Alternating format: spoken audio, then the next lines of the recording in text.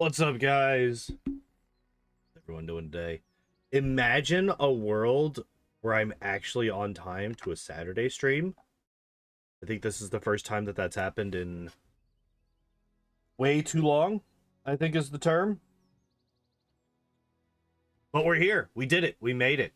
Autobuild Judgment Day, number 24. We're going to be going over these two guys right here. Ekundayo, Jubilost, and yeah, and then we're gonna load up another save file that I got that's got the pre-made Sorcerer Gimar. We're gonna be looking at him too. So, since he is the first one in the title, we're gonna start off with Ekundayo. So, first off, let's look at what he's got so far. So, 16 strength, 20 dex, 14 con, which has the racial hue. Wait, how does he have a 20 dex? Cheating. Cheating, that's how. I thought for sure that he would have the 20 dex with the +2. Wait, why did they do this? Why did they choose to do this?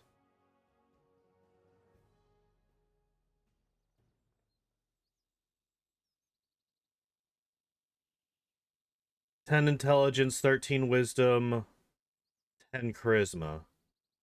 So they're probably going to be boosting dex. That would be the most reasonable answer, or the most reasonable option. 19 + 1 at level 4. So, oh yeah. So it would be 19, but even still, 19 is illegal. You're not supposed to be able to get up to 19. Hello, Taco. How you doing today? The highest you're supposed to be able to get up to without the racial bonus is 18. So I don't know why he has this high of a dexterity. It's also very strange that they chose this because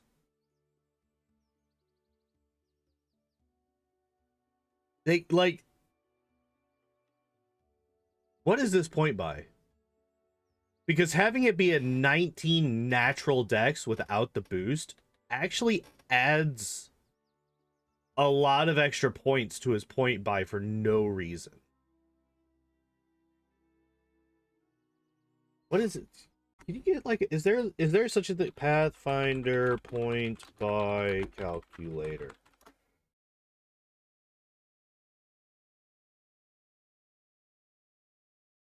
Okay.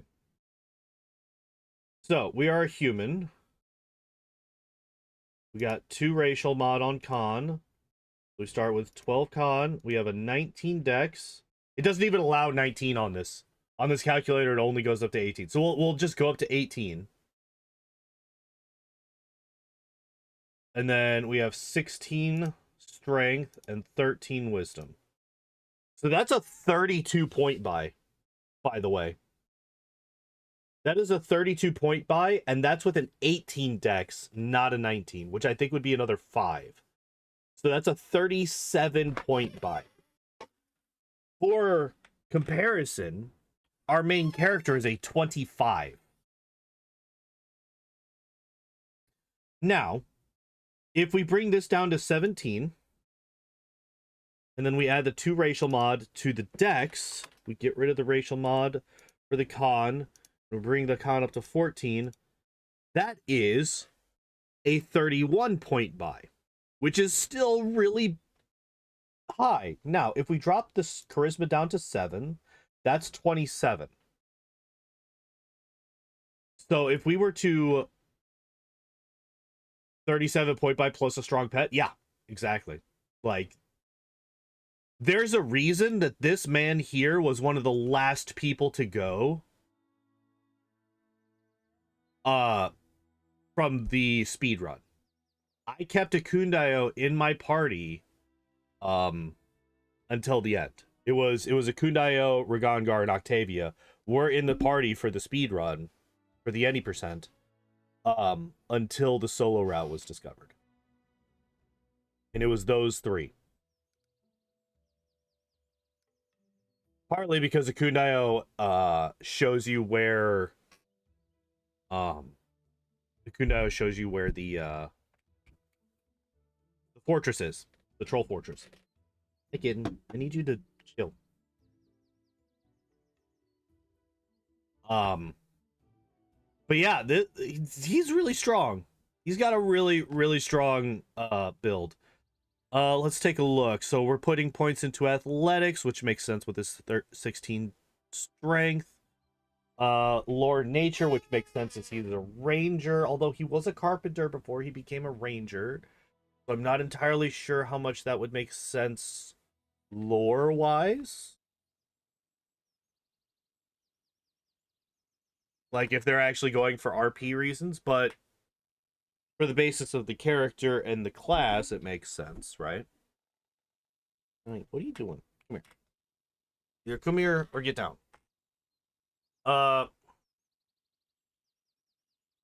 Mobility, 5 ranks in. We got perception, which makes sense. And stealth. So, looks like those are the ones that he's going for. Yeah, it's just his dex. Sorry. So yeah, that looks like the skills that he's going for. And what do we got? Point blank shot. Yep. Precise shot. Yep. Rapid shot. Yep. Weapon focus longbow. Yep. And unlike Vilene last week, our friend Ekundayo has boon companion. I approve. I approve of all of these choices. Animal companion wolf, favorite terrain forest. That's fine. Favorite enemy, giant humanoids, which makes sense due to his background. Obviously, it's not ideal for this particular... he was a ranger before, then settled in for obvious reasons. He returned to the ranger path? Maybe. I don't remember. It's been a long time since I actually cared about his story, or anybody's story in this game. You can't really worry about that kind of stuff in a speed.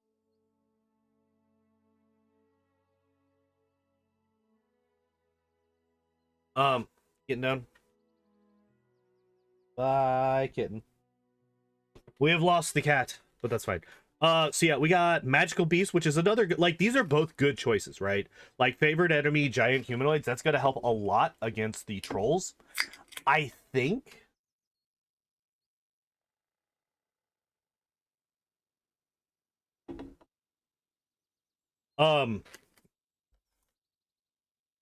We'll take a look at what the different options are for favorite enemy whenever we get to level 10. Hello, Zins. Why was today's stream early? This is the normal time for the streams going forward because of daylight savings time. This is actually this is it's actually 6:20 right now for me. So yeah, thank daylight savings time for still existing for no reason. Not my fault. I didn't do it. I didn't choose to do this. We get many shot at level 6. Yeah. Yeah. Clustered shots at level 7. Yes. Like this there. So another reason why this guy was one of the final ones that made it into the speedrun is that his auto build is actually pretty strong. Favorite terrain, underground. Do we care about underground? Where would be underground? No longer exists. I wish it didn't exist here. Fucking hell, I wish it didn't exist. Although I have heard rumors that this is going to be the last time that the time changes. And I really fucking hope that it does, because it's so irritating having the entire... Is Troll Lair underground or is it urban? Because it's in buildings.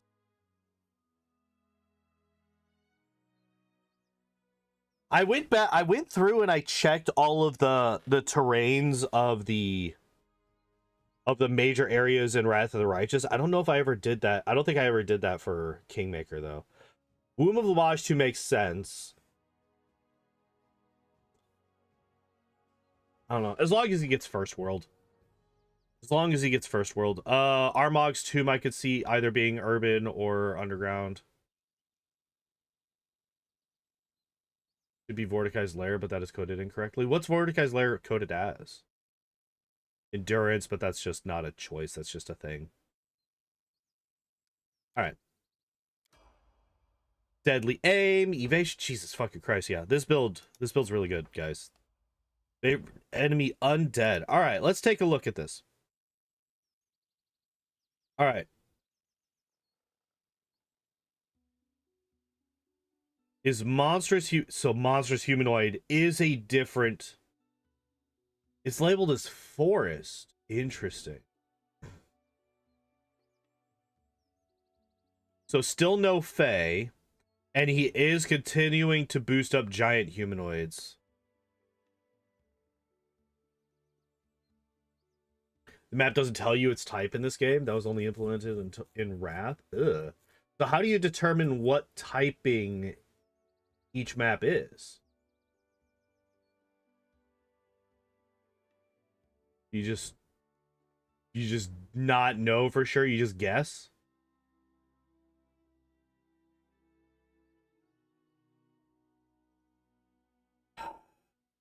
Okay, let's pull up a website.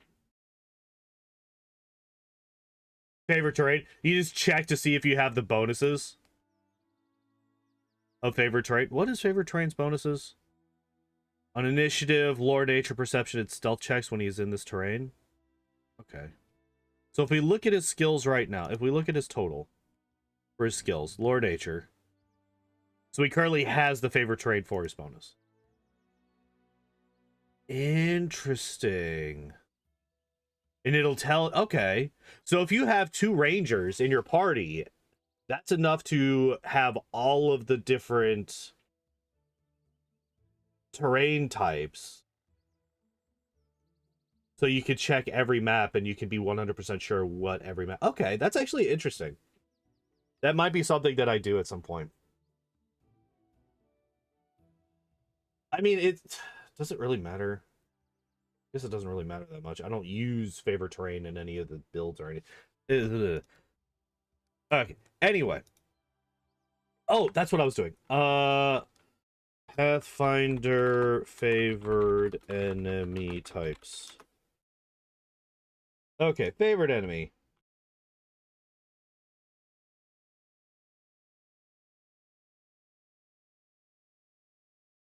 Okay, so giant humanoid.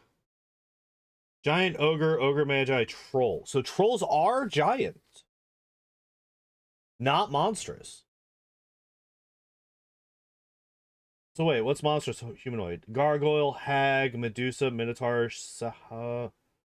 That word. Werewolf, wildman, Yonti. Okay, so actually, monstrous humanoid would be useless here. So trolls are considered giant humanoids, not monstrous. Okay. Okay. And then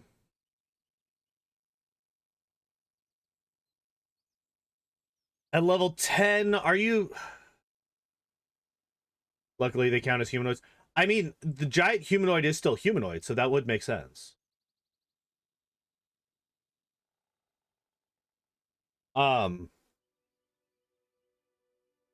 at level 10, I don't think you're quite going into chapter 4 yet. You're still probably like partway through chapter 3. Level 10, maybe? I don't know. It's been again, it's been a long time since I played through this game without the fucking like the XP boosting, right? Where I'm fucking level 15 through the whole game. So, yeah, getting the undead here, it helps with chapter 4. Just fine. I do really like... So, this right here, chapter 2, right? This right here helps with chapter 3, because you fight a lot of magical beasts in chapter 3. Undead for chapter 4. I wonder if it's just going to be humans here, or if it's going to be fae. I'm hoping for fae. It'll be either human or fae. That's my guess for 15. And then archery, we get point blank master, which is fine.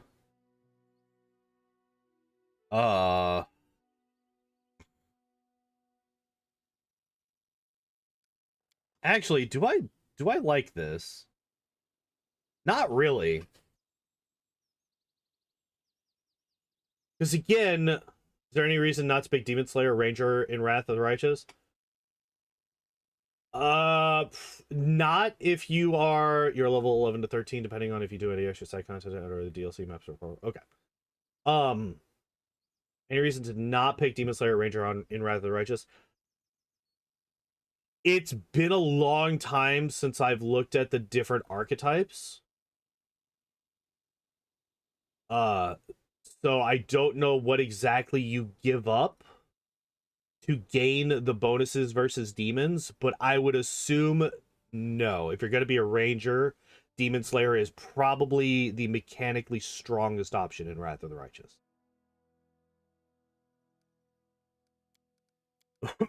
That would be my assumption. And I feel like that's a fairly safe assumption. Improved critical longbow, that's fine. Is there anything... Fuck you for recommending this. Get out of here. Is there anything that I would prefer over improved critical? Probably improved initiative. Improved precise shot is nice.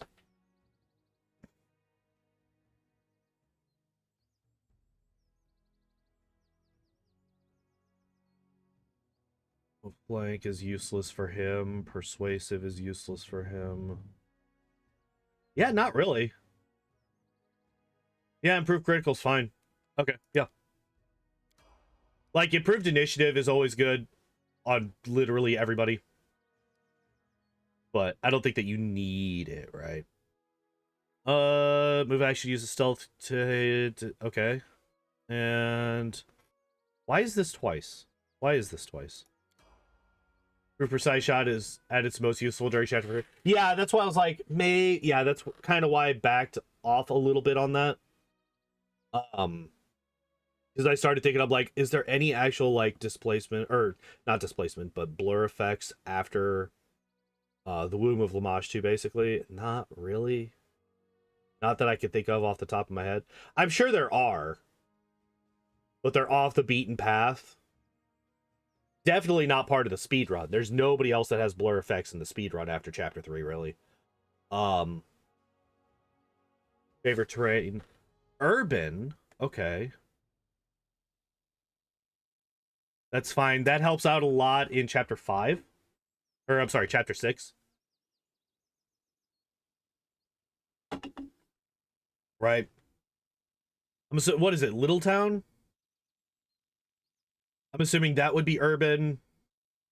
You have underground for the place where you're fighting all the trolls and the monsters and shit in chapter 6. Obviously Pytax and Pytax Castle are going to be urban. So yeah, going urban at 13 is going to help out a lot. I think that's fine as a favorite terrain. I really, really, really want him to take First World for the final one. Yeah, it would be insane if it wasn't. If the castle wasn't urban, that would be absolutely bonkers. Critical focus. I don't really like critical focus here. It's going a little bit too hard, I think, on crit. I don't like going that hard on critical hits for a nat 20 only weapon. I really don't like going for multiple crit feats for a nat 20 weapon. What would be a better, I mean, like I said, improved initiative would be good on literally everybody. Could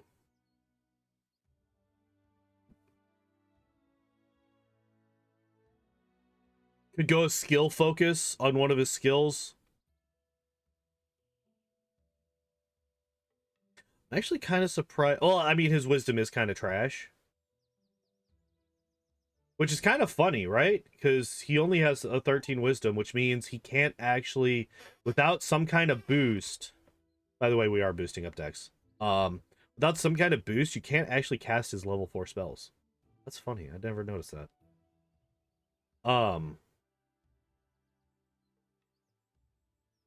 But yeah, like a skill focused stealth or skill focused perception or athletics.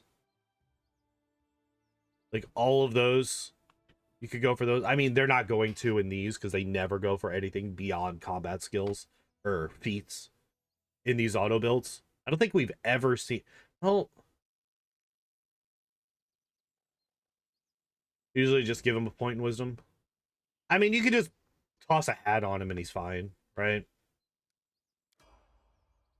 Helps his really shit will save. Actually, wait, what the fuck? Wait, hold up.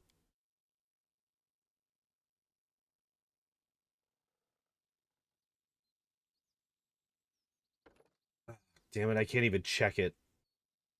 Okay, so it was either skill focus or a feat that we don't get. Okay, so we do get skill focus perception, which is nice. So like improve crit on ranger at all with aspect of the falcon easily available from the spell list level 1. Oh, that's a good point. That's a good point. What's the duration on aspect of the falcon? It's like minutes per level, isn't it? Yeah. Plus 3 competence bonus on perception, plus 1 competence bonus on ranged attacks, a critical. Yeah.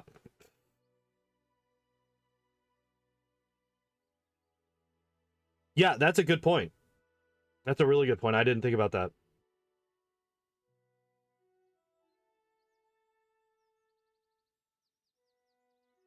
I didn't think about that at all. Yeah, that does kind of negate the usefulness of improved critical entirely, doesn't it? I mean, let's see. Minutes per level, minutes per level, minutes per level. How many actual...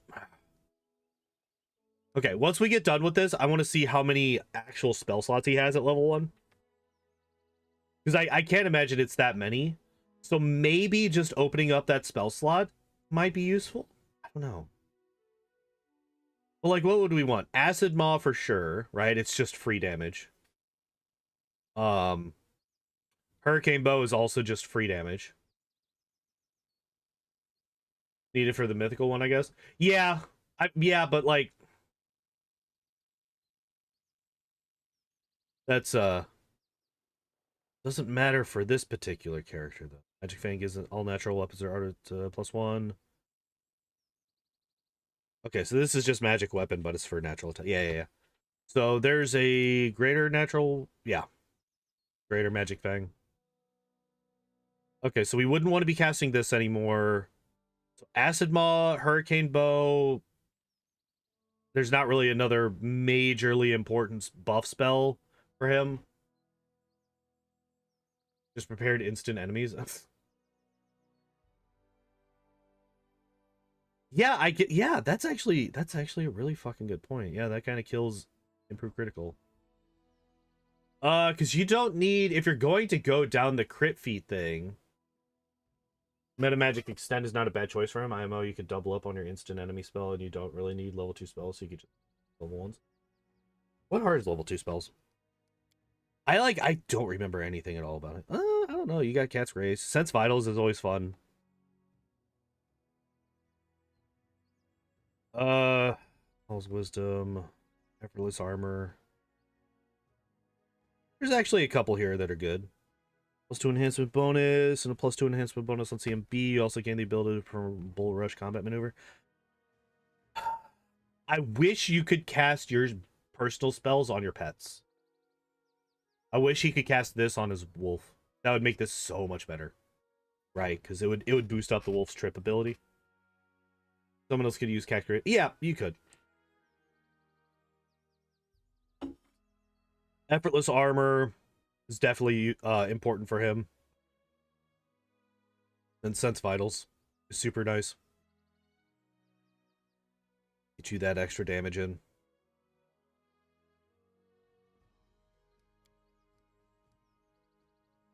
Finally found a new D&D group? Hell yeah, man.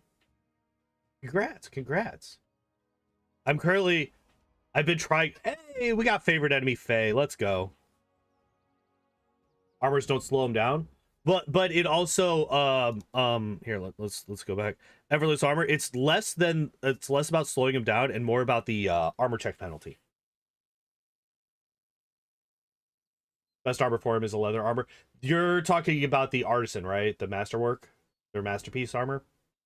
That is true, but that's late game, right? Um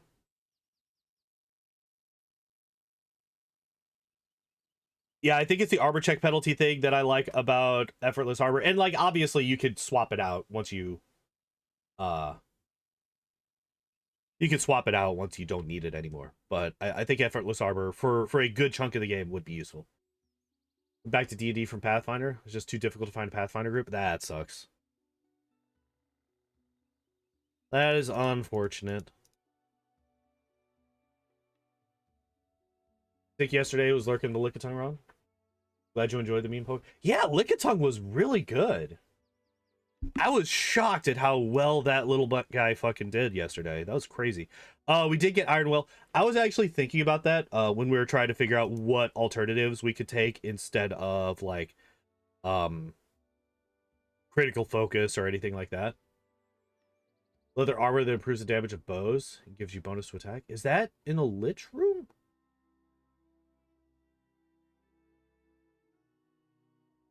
I don't remember that at all. I'm gonna be entirely honest.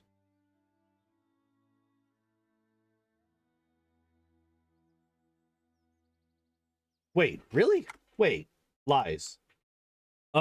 What's the fucking Lonely Barrow loot? Uh, da, da, da, da,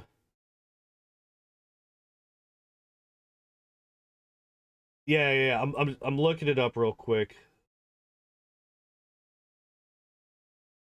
Da, da, do you know what it was called?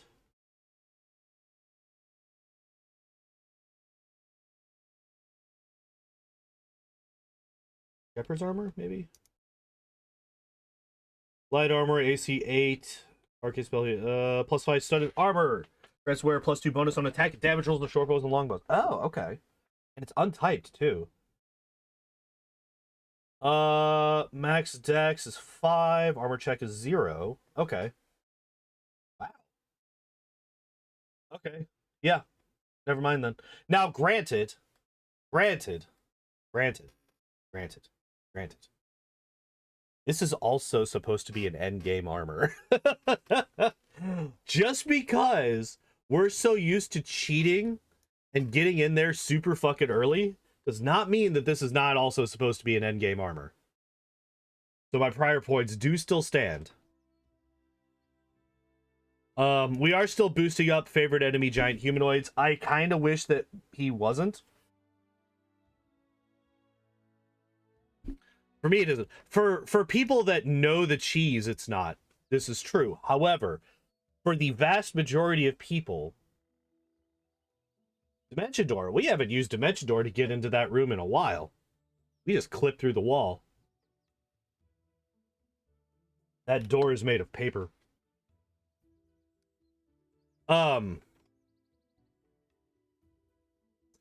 Okay, so yeah. I was actually thinking that Iron Will would probably be good on him because his will save is so shit. And while there aren't a whole lot of, like... There's not a whole lot of, like, confusion or, like, compulsion or mind control or any of those types of abilities in this game. The ones that do, if they target this guy and they hit him, he's gonna fuck your party up. Ekundayo is really, really strong. We really don't know, or we really don't want him to start attacking the rest of your party. So getting Iron Will isn't terrible here. I actually don't hate it. Normally I wail and cry and bitch and moan about getting the save boosting feats. But for him, he's already got basically everything that he needs. So basically everything after like level 11 I think is pretty much fluff for him. He's got everything that he really needed for his build. Like and as was pointed out earlier, even level 11 is kind of you don't need it, right?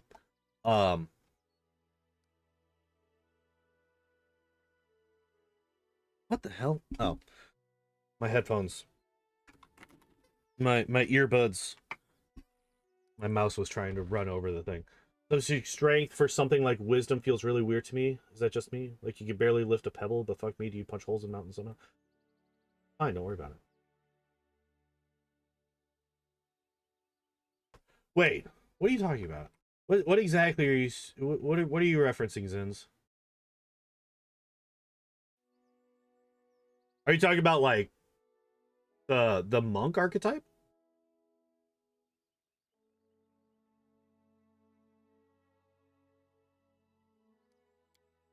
I mean, like that kind of that's kind of like playing into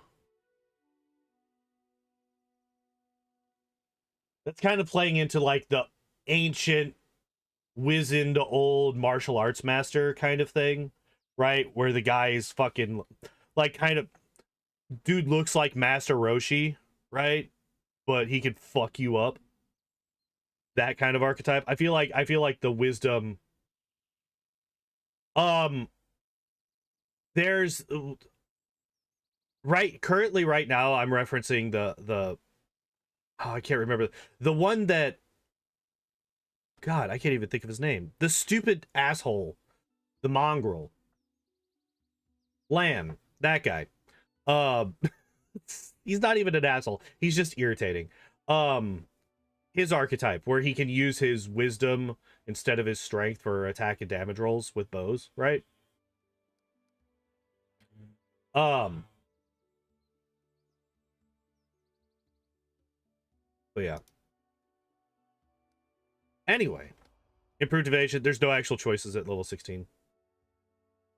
Planning to play a homebrew class called Shaman. One of its subtypes lets you sub strength for wisdom, and its strength logistically to me. I mean, it's not.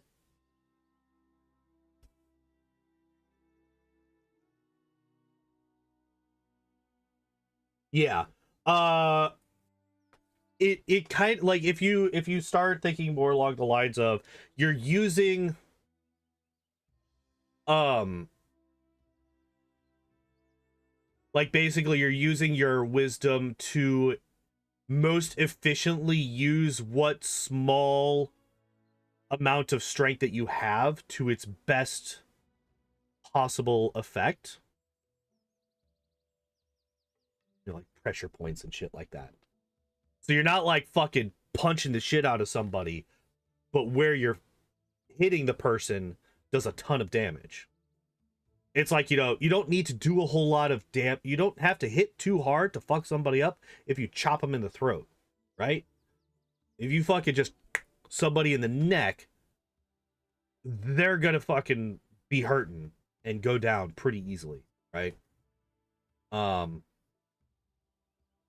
like I kind of see if you replace like strength with wisdom or something like that, I kind of think of it more along the lines of you're placing your attacks very precisely and you know exactly where to hit somebody to do the maximum damage. Kind of similar to Dex. You punch someone in the neck, you go to jail. I mean, in real life, yes. So remember, guys, how I said that everything past level 11 or even level 10, arguably, is fluff? I still hate Hammer the Gap. Still hate it. I still think it's shit.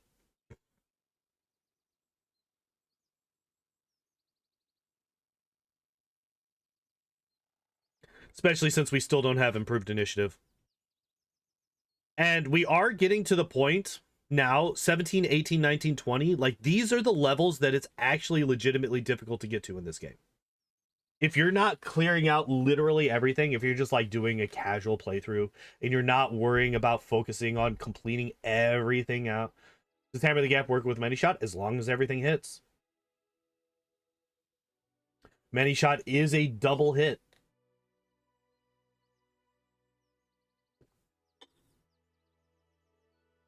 That in this game we don't have Snapshot. It is a really good filler speed. I mean, I don't even like Snapshot because Snapshot you have to be at like if you get all 3 snapshots, you still have to be within what 10 feet of the person that you're trying to get attacks of opportunity off on. That's really close for an archer. And it's not like point blank shot where you can toggle it and the AI will automatically move within range of that. There's nothing like that with Snapshot. Is it 15 feet? I thought it was 10. Because I thought it was melee range for the first one, 5 feet for the second one, and 10 feet for the third one. Is that not it?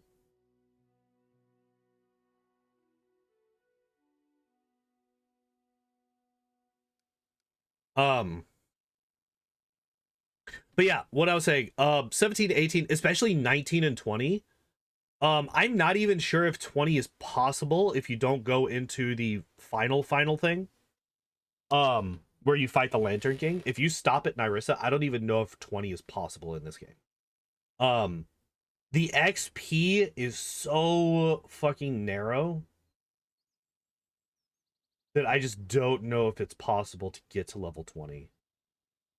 If you're sharing XP with your entire party, and if you're not doing I've never touched level 20 in this game. In both of my casual playthroughs, the second one, playthrough where I did all of the things, I completed everything that I could find in this game, did not hit level 20. Might have missed some stuff. I might have. I probably did. Actually, I know for a fact that I did because I didn't fight the dragon at the bottom of the whatever the hell it's called.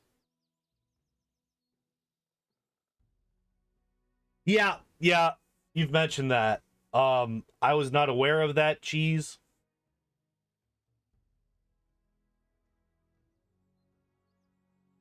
Fight against fight against the Lantern King is at 20. Yeah, I've only ever gotten to level 19. I've never gotten to 20. I got close. I got close. If I had just like gone out on the fucking map and just fought random encounters for a while, I probably could have hit level 20. But yeah, I've never hit level 20 in this game. Legally. Obviously, I'm level 20 now. First world. We did get favorite terrain first world. Okay, that's important. I was actually really worried because Vilene did not, right? Vilene had like highlands, plains, forest, and underground or something like that. She did. I don't think they had urban or first world, which really, really sucks.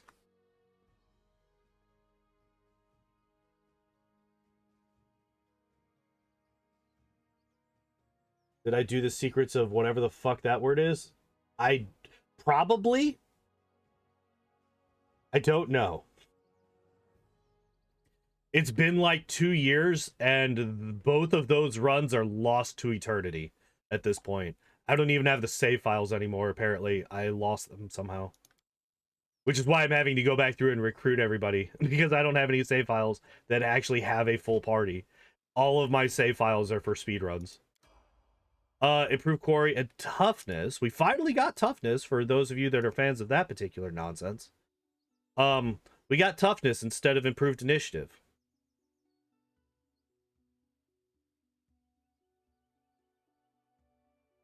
The only universalist spell in the game? What spell is that? By the way, I kind of skipped over skill focus lore nature. I figured you'd be a fan of that one, Ricardo.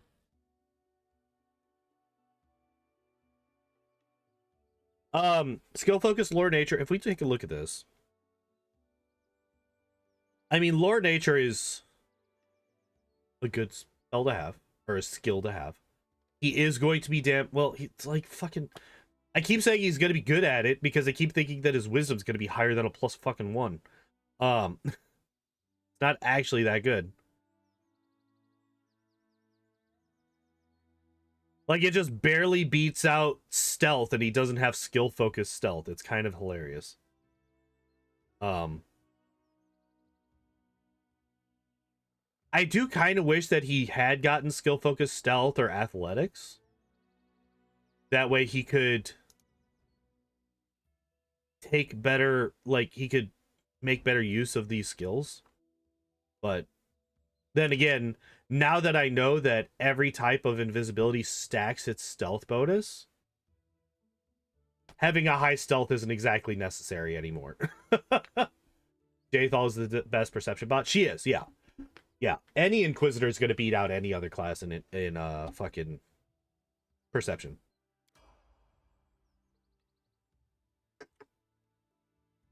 4 or 5 different effects. You choose which to activate at the moment of use. Oh, interesting.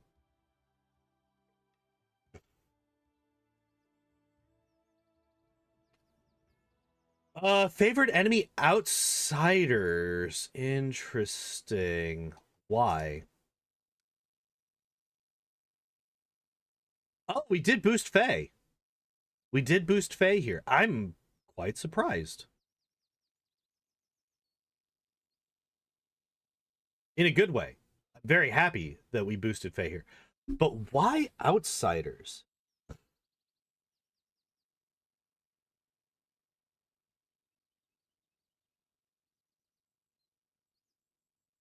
All Fae are outsiders? No. But Fae are a specific thing here. Like, favorite enemy Fae is a thing. I mean, I guess technically, but I don't think it stacks.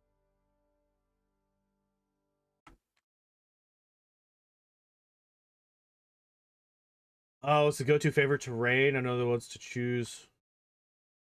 Or to choose in Wrath. I don't know, Matt.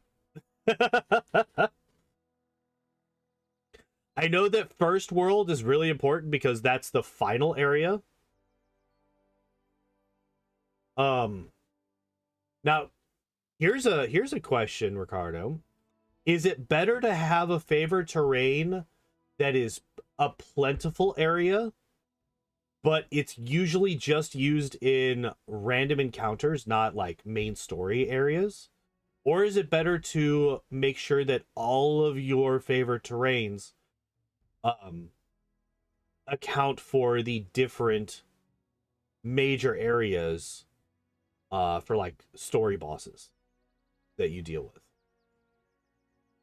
Like, I would assume urban for Stag Lord, maybe, or maybe plains. Plains are urban for Stag Lord. Um, Trobold is apparently underground. I think I would assume underground or urban for Trobold. Uh, Definitely underground, or maybe First World. A mix of underground and First World for the Womb of Lamashtu, right? Because if you don't cheat your way to the final room, you have to go through. That place can be kind of confusing because you're going in and out of the First World there. Chapter 4 is apparently forest because it's coded incorrectly. And then chapter 5 should be underground in Armag's tomb. And then chapter 6 is definitely urban. And then chapter 7 is first world. Final chapter should actually be urban, right? Unless it's like Threshold and Wrath of the Righteous, where even though it's on Galarian, it's counted as like Threshold is counted as the Abyss. Even though you're in your capital, in your fucking main building, right? I wonder if that's considered first world. That'd be interesting to test. But anyway, yeah, I don't know. Maybe the Lantern King is considered an outsider, and that's why you're grabbing this, because you're basically only ever going to see chapter level 20. You're basically only going to see level 20 in that final chapter against him. Now,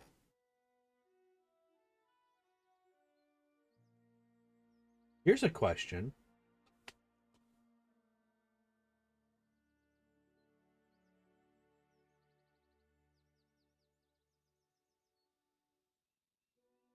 Wait, does that actually post a thing? All right, no. I did not realize. I've never noticed that Restream will actually post this into the chat. Gross. Oh my god, I received 100 messages. I just fucking never bothered to turn that off. That's actually kind of... Can I turn that off? Oh god damn it. I don't feel like dealing with that. All right, I'll deal with that later. The favorite enemy gives you a +10 bonus. Outsiders in the game. I remember elementals, demons. There is the devil, right? The twins, the tiefling twins. There's their dad that you fight potentially. In the final chapter, right? He would be considered an outsider, I would assume. Some face summon trends. Summons count? I did not know that actually. Well here, let's find out. The Lantern King Kingmaker, yeah. Does it have any fucking info on here? Just says eldest.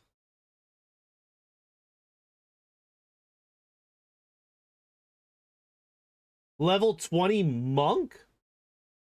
Bullshit.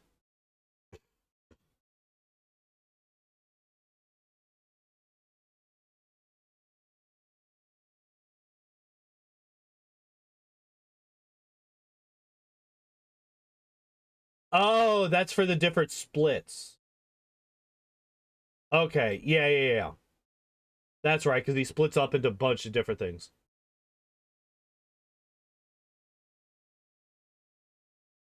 Okay. Yeah, it just says eldest.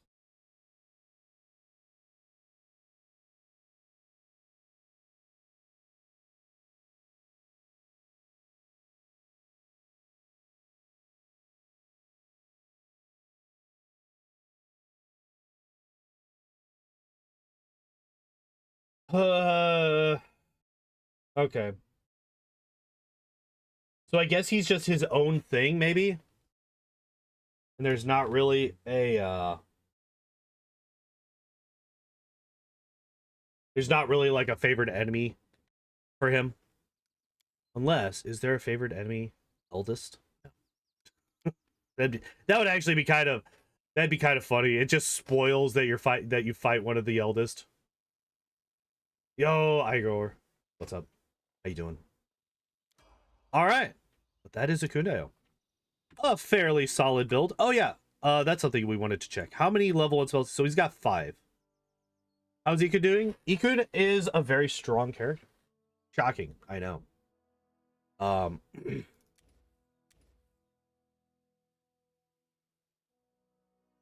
I would say that he is probably the strongest build that we've got.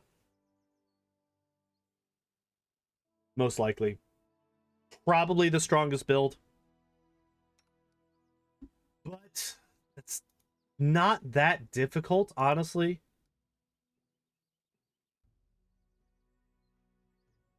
Surprise Pikachu, right?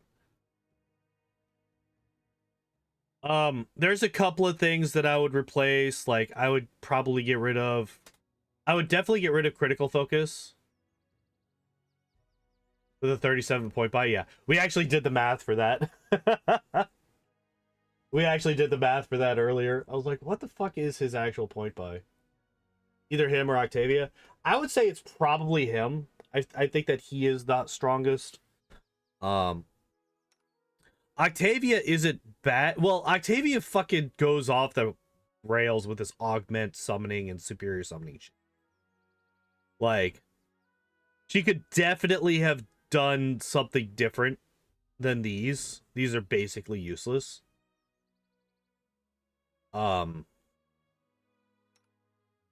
Whereas none of his feats are useless.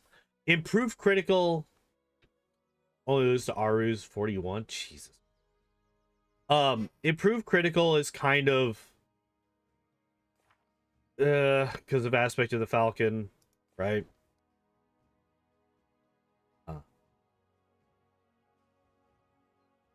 But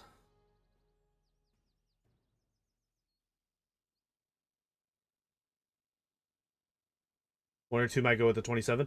So here's the thing. If you just swapped his human racial to Dex instead of Con, he would be at a it was a oh no wait, it was 27 if you swapped these two and then you dumped charisma. You could very easily get this guy down to a 27.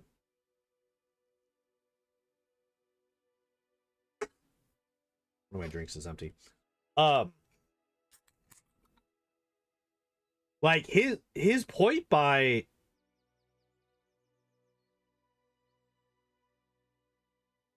isn't that bad. Point by is not that bad if you just fucking weren't stupid on how you did it. It's like it's a 31 if you keep the charisma here, the 27 if you dump it down to 7. Like that's not a insane thing, right? But enough about this man. Let's talk about this man. All right, Jubilost starts off strength -1. Oof. Wisdom -1. Oof.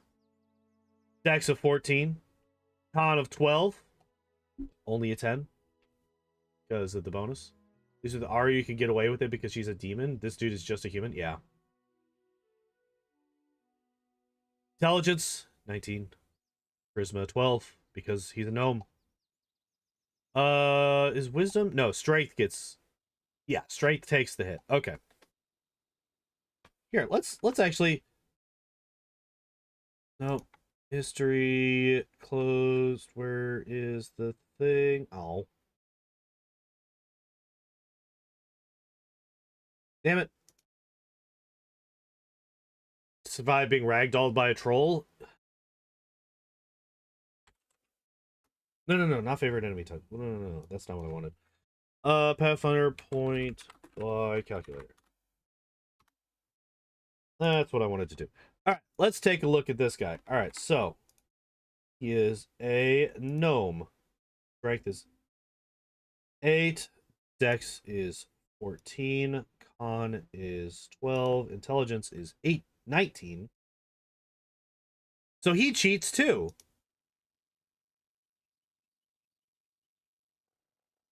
Hello? Yeah, so he cheats too. He actually has an illegal 19 intelligence. 8. But that actually puts him up to a 25 point buy. Did know that there was a calculator? Yeah. It is here. I will. This is the one that I'm using.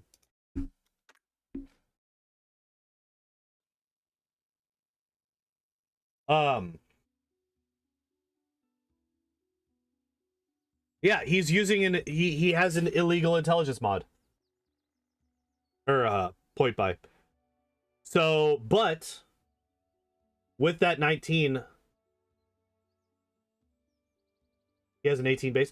Oh, that's fair. That's fair. I keep forgetting that these guys are a higher level. These guys are above level 4, so they get an extra point. So never mind. He actually does start with an 18 intelligence. So actually, his point buy is only a 20. He doesn't even get up to a 25. He's only a 20 point buy. Wow, really? Interesting. I wonder why they allowed his point buy to be so low.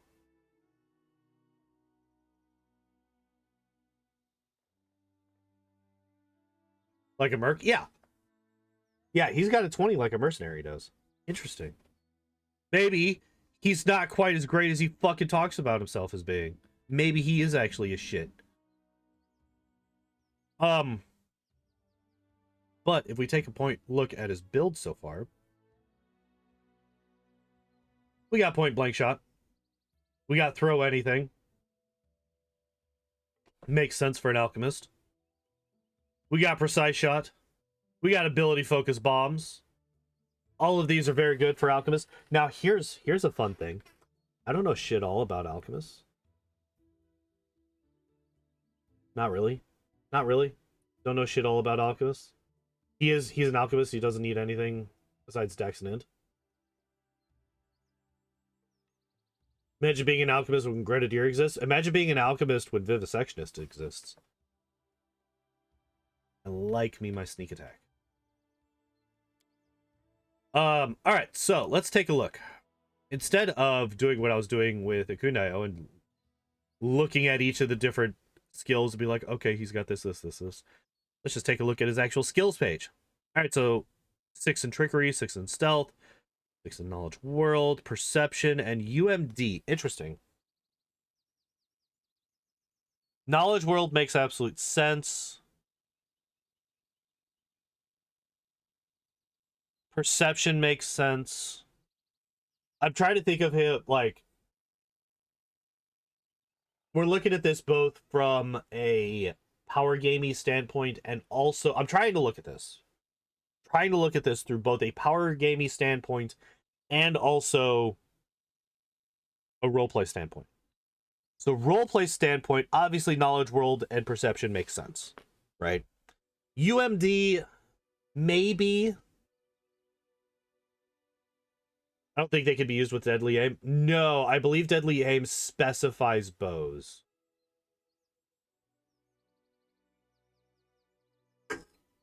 I know many shot does. Many shot specifies bows.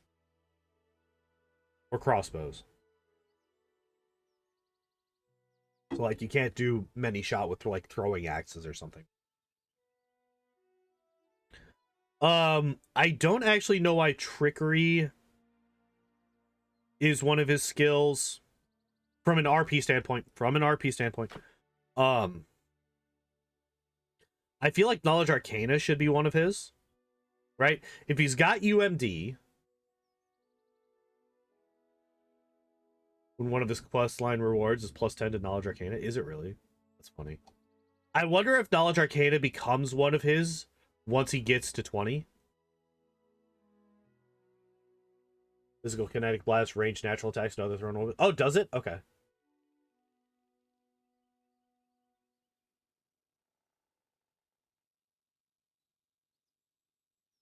Yeah, I wonder if Knowledge Arcana becomes one of it. Because, like, obviously he's boosting up his intelligence. So at some point he's going to be getting more skill ranks. Anyway, let's take a look at what his spells are. So, basically all of the level 1 spells. Which, every time I've ever made an alchemist, they've always been Vivisectionist. And they've always almost gotten every single one of the level 1 spells. Eventually they do get all of them. Cat's Grace, Bark Skin, Cure Moderate. Blur would be nice. Invisibility would be cool. Although less cool than... Oh, no, wait, I'm sorry. He's missing one. I'm sorry. He's missing one level 1 spell. Say Blur. Fox's Cunning. Right? I would probably take one of those two over Cure Moderate. Yeah. We do get Infusion, which is obviously very, very important. Oh, wait, I forgot to look at his infusions. Precise Bomb doesn't affect allies. That's important. Focus can describe any valid scroll into the rest of your books. The spell choices aren't too important. That's fair. That's fair. I did forget about that. But it is interesting to see what choices they would pick, or the choices that they are picking. Because that's like the baseline, right? Like, obviously, yeah, you can split out from that, but that is the alchemist creates a bomb. You can choose to have it inflict acid damage, which is very important for chapter 2. Take an additional 1d6 points of acid damage 1 round later. Okay. And then we have infusion, which allows us to use our spells on other people. All right. Rapid shot.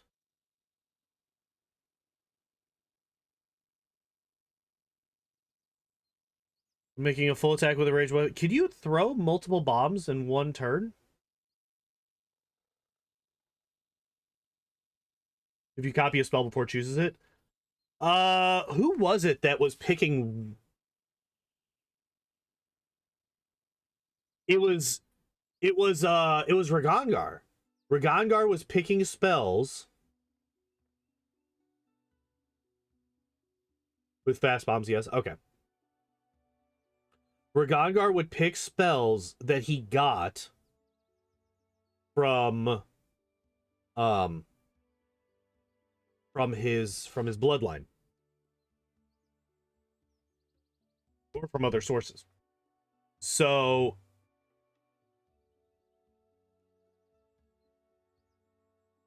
it would just choose the same spell again, I think.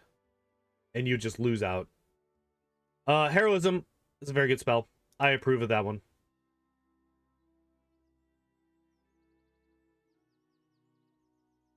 I approve of Heroism as your first level 3 for this guy.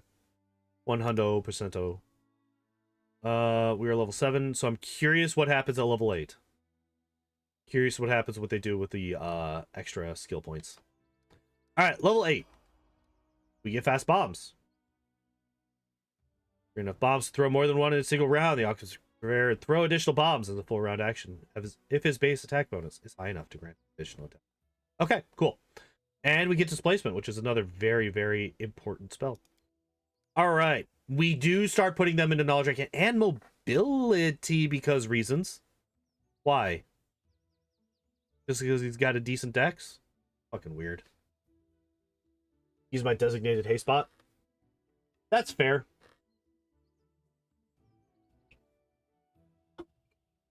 That's fair. I tend to prefer my spontaneous casters to be my buff people. And my prepared casters to be more offensive with their spellcast, but he just doesn't have any, does he? I guess that is the thing, right? Like they only have buffs. So I guess that doesn't really matter, right?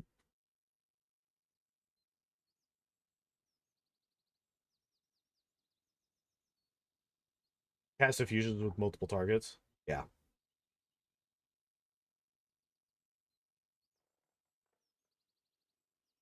Alchemists make potions of haste that only affect one person. Yeah.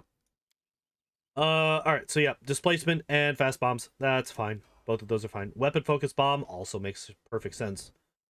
Cluster shots, deadly aim, many shot. Yeah, see, when making a full attack with a bow, your first attack fires 2 arrows. So we should never, ever, ever, ever, ever see many shot in this build. If we do, it's immediately 0 out of 10.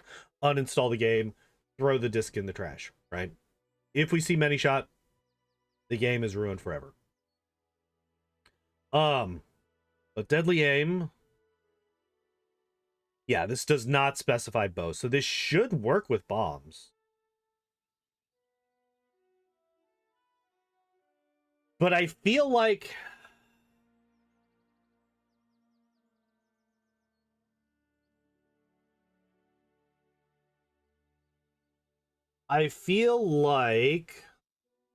the damage bonus from deadly aim is somewhat minimal compared to the damage that you're get. Oh, it is. It does stack. Well, wait. What is?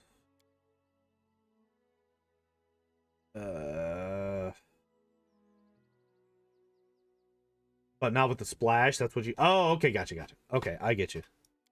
I understand now. What's your BAB?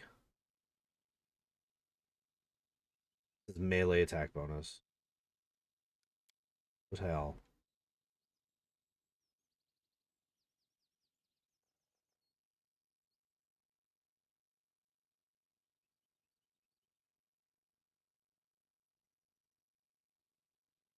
There it is. Okay, base attack. Fucking hell.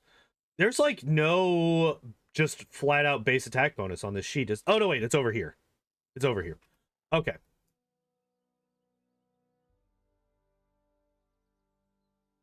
Um.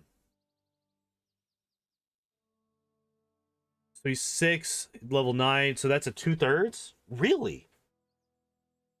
They're a 2/3 BAB. I mean, I guess alchemists are level 6 casters, right? They're not level. They're not level 9. So they're okay. So they're medium caster, medium attack bonus. Okay, that's fine. Kind of makes sense. So he's gonna max out at 15 BAB. 15, 10, 5.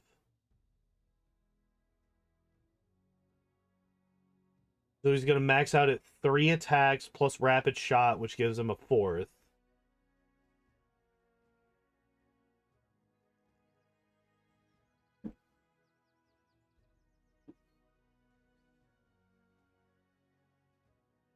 Okay.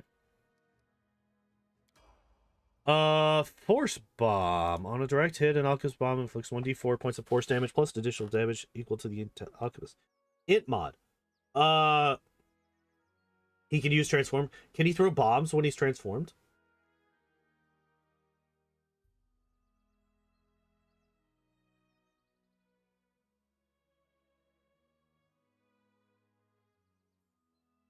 Wait, he can throw the bombs while he's transformed? That actually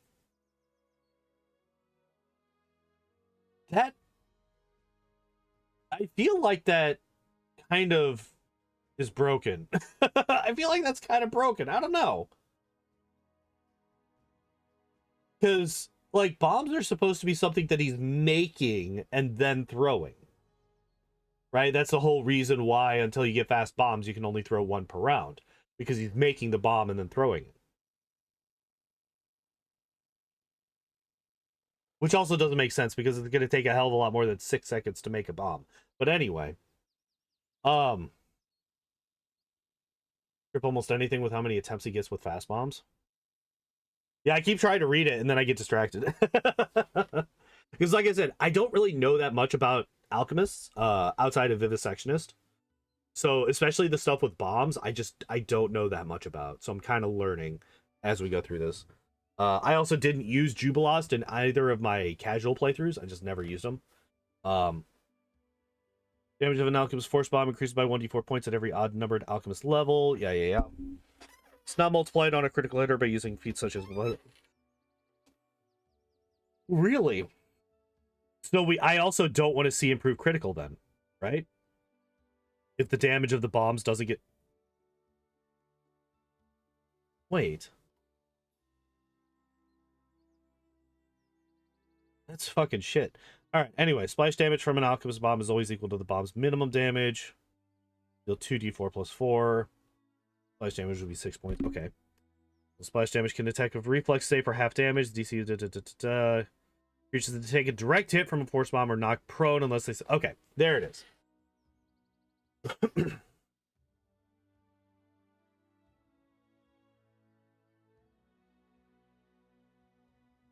Not that much. Wait. There's one extra attack to like a minus 15 penalty.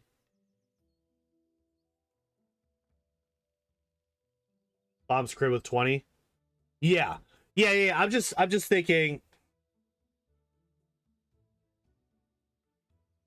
Wouldn't think too hard about bomb transforming bomb throw. Yeah, that's fair. That's fair. It's just this is something that I would assume would take like a concentration thing. Maybe not a concentration check per se, but I feel like it's something that would be invalidated by transform logically. We do get poison immunity. We do take freedom of... Oh, wait. That's level 4. What level 4 spells do you have access to, good sir? No. Greater Invis is always good. Stone Skin is good. Freedom of movement is perfectly fine. I just wanted to see what else he had available. Death Ward is also perfectly fine, but not until later, I think.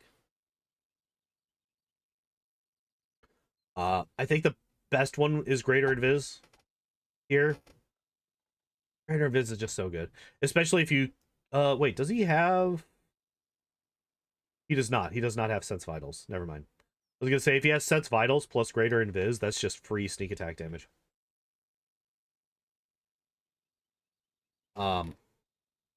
Yeah, freedom of movement is a perfectly fine choice. I just wanted to see what other options he had available. Toughness! Jesus Christ. There's a belt that gives you +4 uses of bombs per day, so I always assumed that the bombs were already made. I mean, like, logically, you would think that they would... Well, wait, let me go back and read the fast bombs thing. Quickly create enough bombs to throw more than one in a single round. You can prepare and throw additional bombs as a 4-round action. Like, this is the wording here. Freedom of movement counters the wild hunt. It does, yes. The wording here is what kind of tripped me up. Like, it would make total sense. Like, it doesn't actually make sense for you to be building the bombs in the middle of combat, right? Like, that's insane. That's insanity. That's stupid. In fact, I would call that quite dumb. Especially since it's like you prepare your bombs every day. You have this many bombs to use in this day, right? And you gain more bombs as you level up, right? Wait, how do bombs work in this? How does this work? Not mutagen, bombs. Class level plus intelligence mod. Okay. 30 feet to throw smash.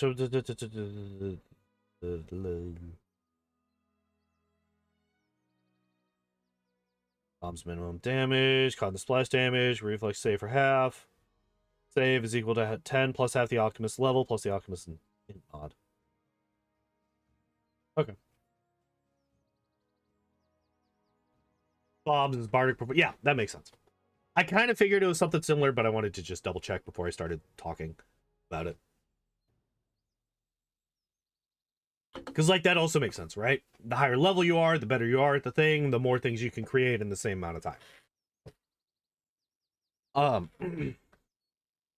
You get more efficient as you level up with making the things, so you can make more as you go along.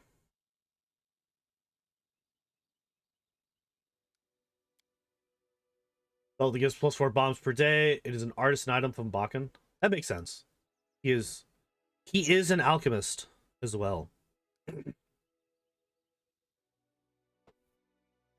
But anyway, we got toughness. I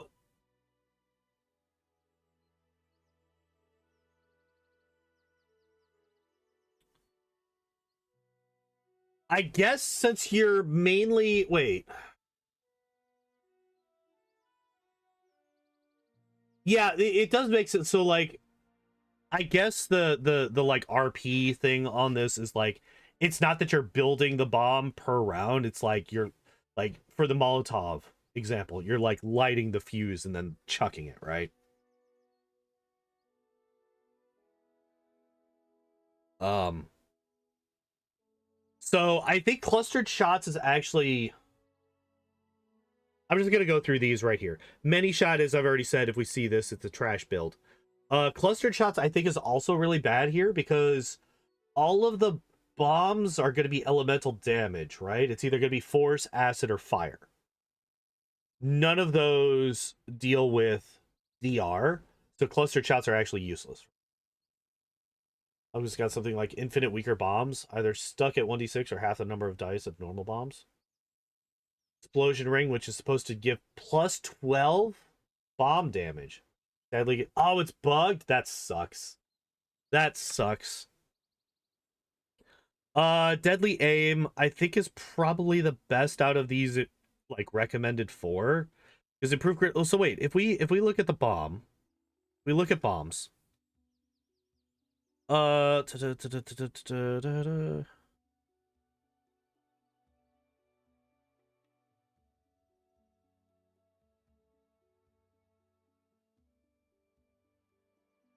wait. Okay, so the normal bomb, the damage is multiplied on a crit, it looks like.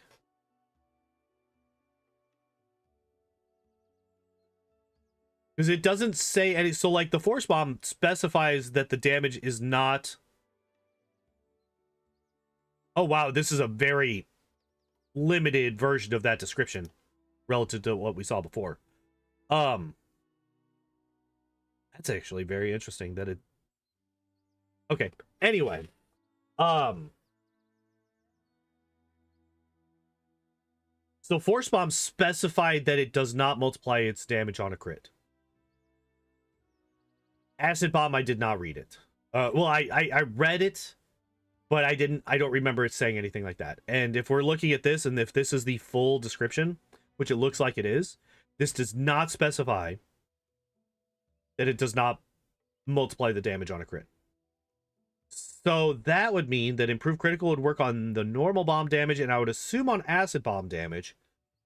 But the balancing aspect of force bombs for the ability to knock people prone is that they can't really crit.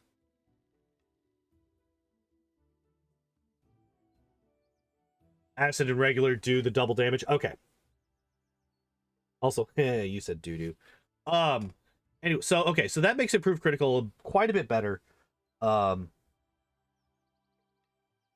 was kind of going off of the force bomb description, and it's saying that it did not multiply damage. And I kind of was just extrapolating that onto the other bombs, but that seems to not be the case, which means that improved critical is actually pretty good here. Yeah, especially since you're doing like 5, 6, 10d6 damage. If you can double 10d6 damage once you get up to level 19, that's a lot. And doubling your chances of being able to do that is actually quite nice. So I think improved critical is probably the best one here, actually.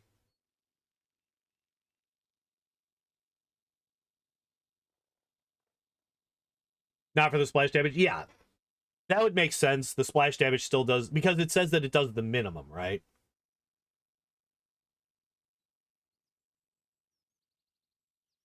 Says that it does the minimum. And maybe, like, does it specify that the splash damage can't? 2d6 plus 4 points of fire damage on a direct hit. Its splash damage would be 6 points of fire damage. So it kind of depends how, because the way that some people deal with crits, I've seen crits dealt with two ways. A, you roll your damage like normal, you just multiply by 2, right? But I've also seen some people double the amount of dice that you roll. You've lost annihilated the Black Dragon with force bombs in my game. I could see that being a thing. Yeah, because it's a reflex save, isn't it? And big hulking dragons are going to have bad reflex saves. So I could see that easy. Yeah.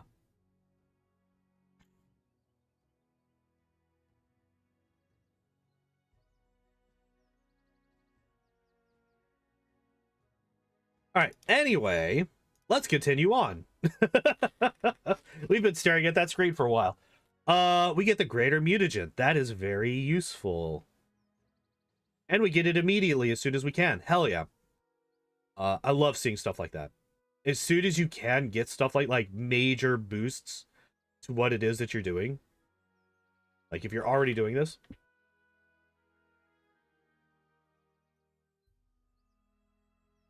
Oh, just the damage going through. Oh yeah, because it's force damage. There's like nothing in this game. There's like nothing in this game that fucking resists force damage, is there? That's a good point. I didn't even think about that. The last 100 times that I killed that dragon, I just used the Heart of Iroh to kill it. Cheese. We like cheese on this stream. We do get improved critical bomb. Okay, so that's good.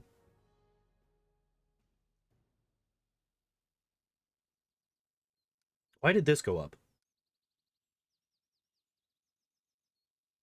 Wait, why is that on here then? B-Shape 3, I think that's really fucking stupid. Wait, why is this a thing? I feel like you would get spell resistance before B-Shape 3. Let's try to community domain cleric with cognitogen. Fucking wisdom one is bugged? Really? Interesting. That's weird. Yeah, why are these here?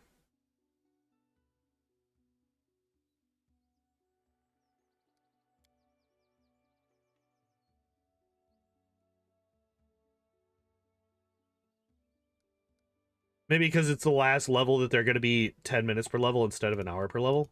I don't know. Improved critical bomb. We just talked about that quite a bit. I'm not going to go over that again. B-Shape the I think is trash.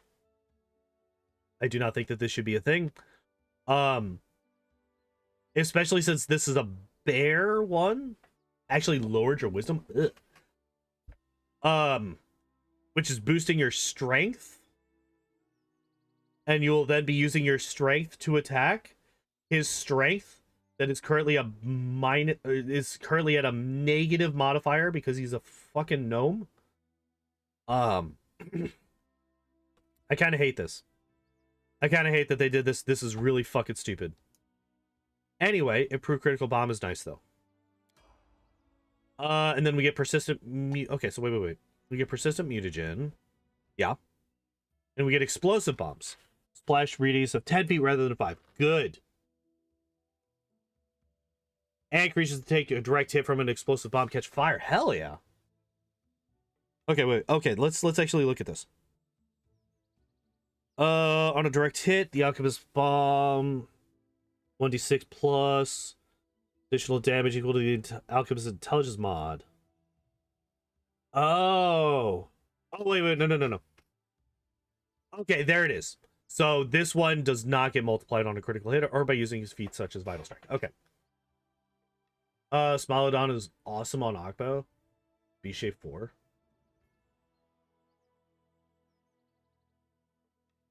Legendary proportion in Grand True Mutagen. He can get his strength pretty high. That's fair. However, I feel like, I mean, I guess that's a decent backup if he runs out of bombs before you rest again. And then beast shape him and he can frontline, I guess. I mean, his dex isn't terrible. His con, he's got a plump up, you know. He doesn't have bad health. Like, his health is pretty decent. I guess it's just fucking weird. I don't know. I feel like it's really weird. Extra bombs, 4 additional bombs per day. I feel like this is just going to be the backup. Oh, hey, look at that. Wait, did we get 1 level 5 spell? Oh, no, wait, we did get spell resistance. I missed that. We got 2 level 5 spells, and then the game's just like, nah, that's good. Plus 10 strength for Dragonkin 3 scroll alone.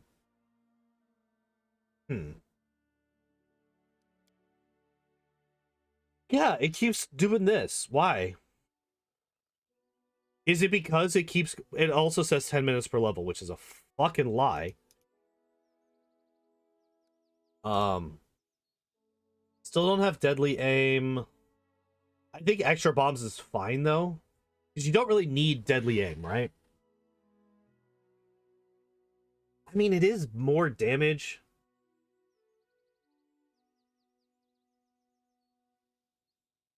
Okay, so at this point, we got 15 plus... So we got 20 bombs per day right now. He is throwing 3 of them per round.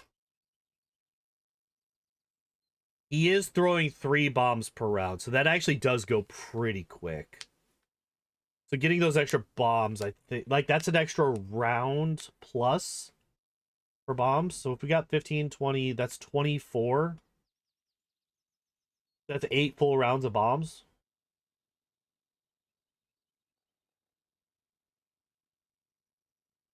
Whereas before you would have 6 with 2 extra.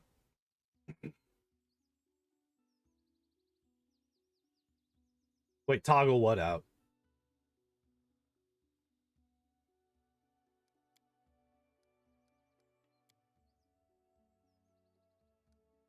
Which ability? Deadly aim? I know deadly aim is.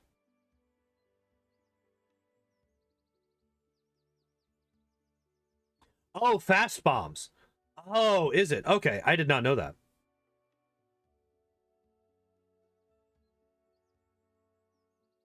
Wonder why you would... Won't mass throw bombs unless it's a boss fight. Otherwise, you might use 0 to 2 per fight. That's fair. Trying to think.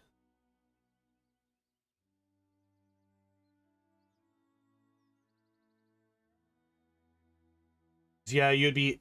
Yeah, I guess that's fine. That makes sense. That makes total sense. Like I said, so the bombs, the limited use of bombs is actually one of the reasons that I tend not to use normal alchemist and I go to vivisectionist instead, because you just always have that sneak attack damage. You're never going to run out of that, right? Whereas with bombs, you can potentially eventually run out of it. So I've always been somebody that is very wary of limited resources in games. Good crossbow with a dex mutagen is good enough. That's fair. That makes a decent amount of sense. Pretty good crossbows in the mid to late game. I don't remember any of them. I don't remember any of them because I don't really loot much. Hello, Jimmy. How are you today? Welcome in. Welcome in.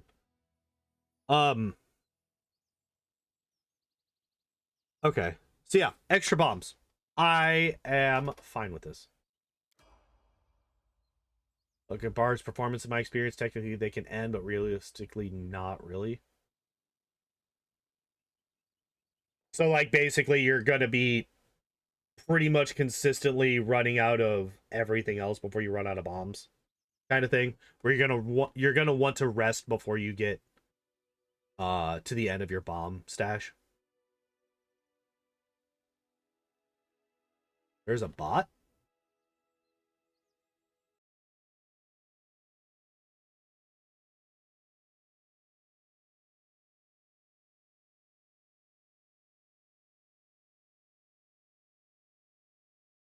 Bot in the other chat. There is, I mean, there's Moobot.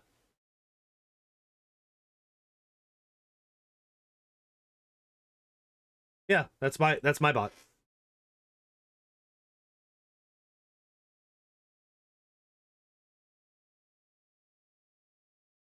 Yeah, he's like,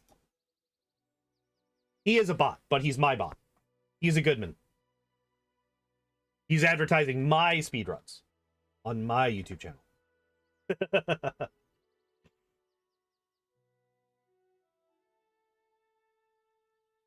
Yeah, Moobot's like one of the Moobot's one of the more used Twitch like auto mod-esque bots. I don't use him for auto mod, but I use him because he's got like various other uses, and one of them is to schedule certain messages based on whenever so many messages go by, so much time goes by, all that stuff. To help remind people, it's like, hey, I do speedruns, and I have a playlist of all of my speedruns. If you would like to see them, here you go, kind of thing.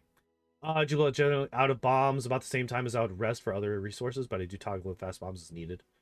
I've taken a few extra bombs. Okay, that's fair. Well, that makes sense. We do get Grand Mutagen, which I love. We also get it immediately as soon as we can, which is nice. And we get Heal as our first level. I think that's our first level 6, right? Yeah. Which, do I like that? We do have access to legendary proportions. We do have access to transformation. I mean, both of these are good, but both of these, I mean, well, legendary proportions we can get from somebody else, right? The transformation is personal, but I do really like Heal. Heal is a very good spell to have.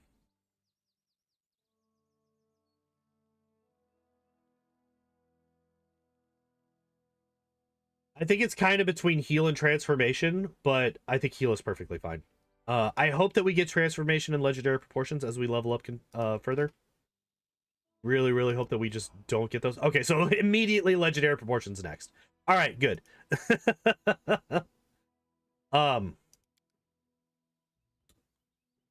That's interesting. Only transformation bonuses for some type that stacks. I mean, the main thing about transformation, right? Let me just enhancement bonus to strength, dex, and con, +4 natural armor bonus to AC, +5 competence bonus on fort saves, and proficient with all simple and martial weapons. Base. So the main thing that I like transformation for is the base attack bonus thing. The enhancement bonus not stacking is not great. Transformation plus Grand Mutagen is +12 for either strength, dex, or con. Not necessarily, because it's enhancement, right? And you're at this point, if you're level 17 and you don't have a +4 or +6 belt on this guy. Oh wait, no, you're gonna have the other belt, right? You're gonna have the other belt, aren't you? The bonus bombs belt. So you're not gonna have like a +6 to all stats belt on him or something like that. That actually makes this even better. The fact that you're not gonna have that belt on, you're gonna have a different one on. That actually makes these enhancements. Now, granted, you could get these through other sources, right? You could get these through the level 6 buff spells, even the level 2 buff spells, right? But this is a all-in-one, right? I'm curious about the natural armor bonus because some of those stack and some of those do not. So I'm not entirely sure which one of those this is. A competence bonus on fort saves is actually nice. There's a +6 dex ring.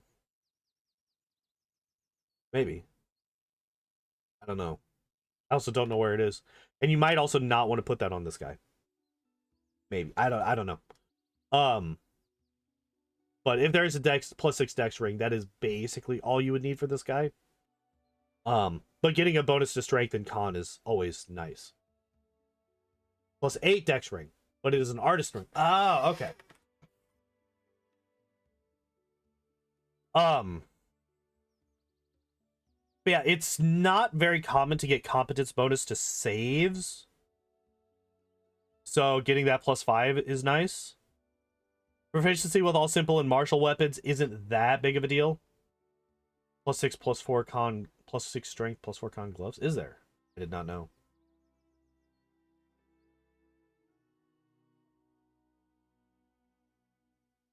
But the main thing, and something that you can't get from anywhere else, as far as I'm aware, is your BAB equals your character level. That's pretty fucking huge. Like, that's the main reason to get transformation, right? Is BAB equals character level. I'm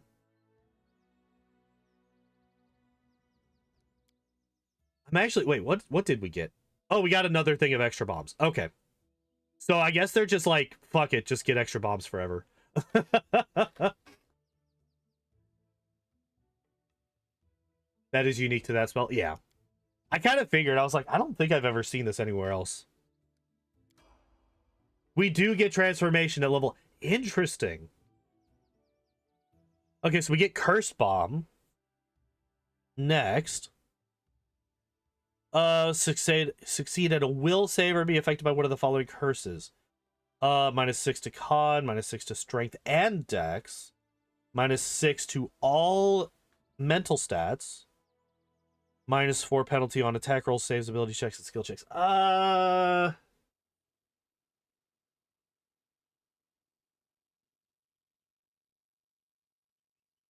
So the problem that I'm seeing here is the will save bit.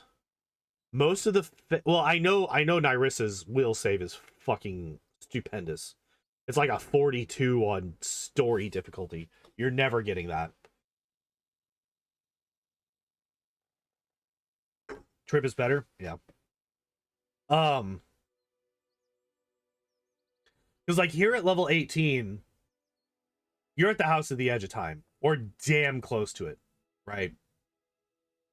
You're gonna be fighting a lot of Wild Hunt people. You're gonna be fighting Nyrissa. You got the other two mini bosses. Pray for a nat 1. That's basically all this is. But what are the other options? What do we got? Dispelling bombs could be useful. Holy bombs, not really that useful, right? There's not really that many evil characters that you're fighting. I mean, there's Nyrissa. The other two bosses might be evil. It's been a long, like, I feel like they should be, but it's been a long time since I fought them, and even longer since I looked at them. So I'm not entirely sure, but most of the people that you're fighting are going to be chaotic neutral. So holy bombs,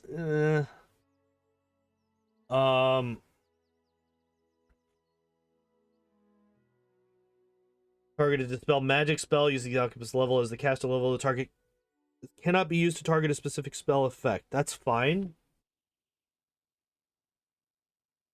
If you're not going for major debuffs for the enemies, pick them up before chapter 4. Oh yeah, going through all the undead with holy bombs, I could definitely see that being a major problem for the enemies. um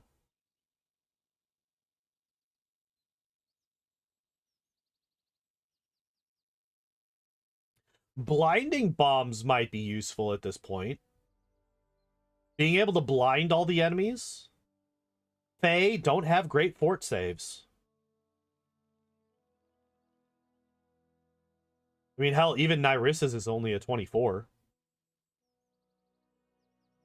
So, tossing in a blinding bomb here might be better.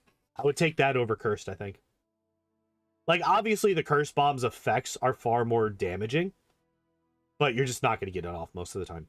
Most of the Faes are going to just shrug that off like nothing. Chucking bomb. Well, actually, let me just double check. Let me just double check. Wild Hunt Monarch.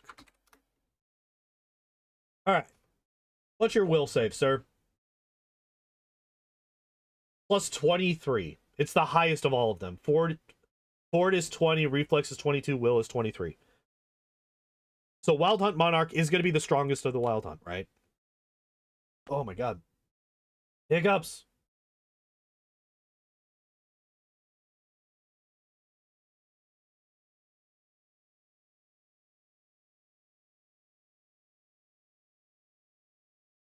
Uh,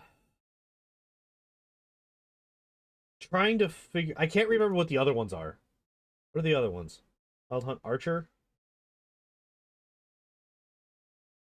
Scout. All right, what is the Scout's fort save? 16 versus a 21 will save. Blinding or Cognitogen would be your choice with Dispelling. Dispelling, I would go for either Blinding or Dispelling, honestly. Because I don't think you can have Cognitogen and Mutagen at the same time.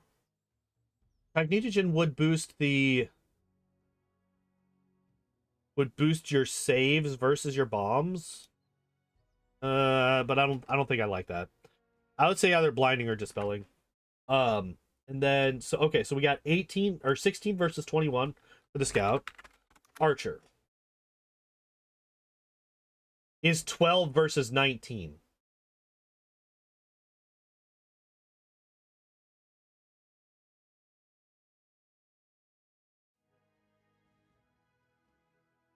Wait.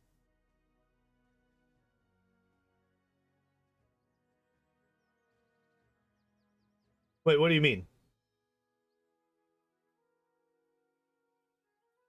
Only use one per day. What do you mean? Do you have to choose which bomb you're using? Like which type of bomb you're using for that whole day when you rest or something? I thought it was like a toggle, like a stance or something.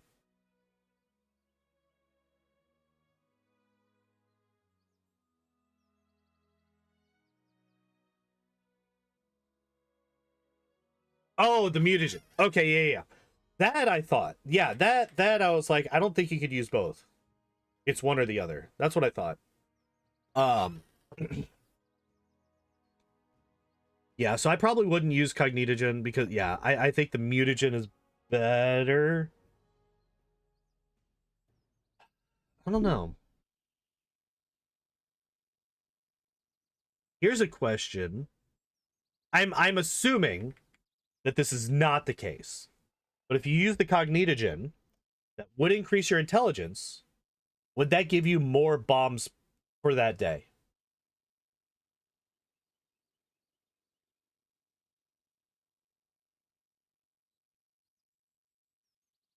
Is there an extra discovery feat? I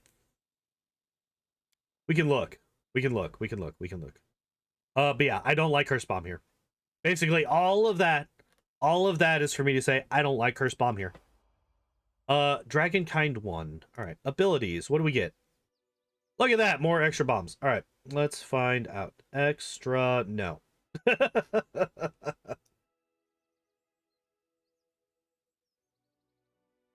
Let me just double check. Ugh.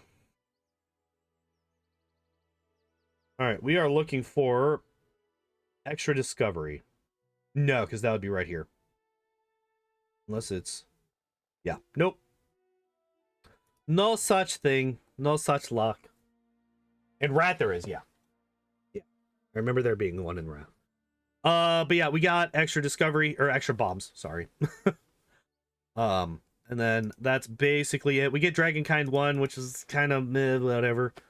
I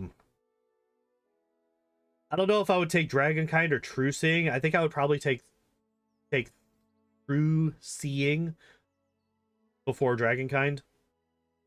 I don't know. I'm just not a huge fan of the transformation spells unless you have like a very strong base to work off of already. And while his dex isn't bad, his con and his strength, like I know that you could buff them up a lot. I know. But don't like that the base is so low. If I'm going to go for a transformation based character, I want strong physical stats to begin with. Can always give that dragon form to Ekundayo's wolf. Yeah, transformation too, right? Because I don't think animal companions are full BAB.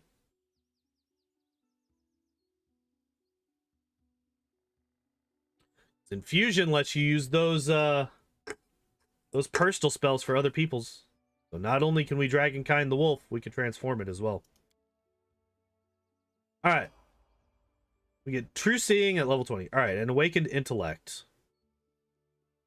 Intelligence score permanently increases by 2 points. Wait, did we really end with a 25? Did we really end with a 25? How did we get an extra +1? Lies. Shenanigans. Also, they never maxed out fucking Knowledge Arcana. Absolutely disgusting.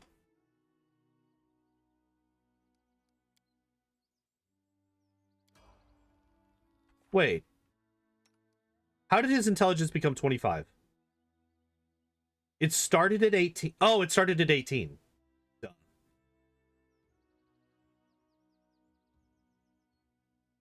Yeah, 18 to 23, and then plus 2 is 25. Yep.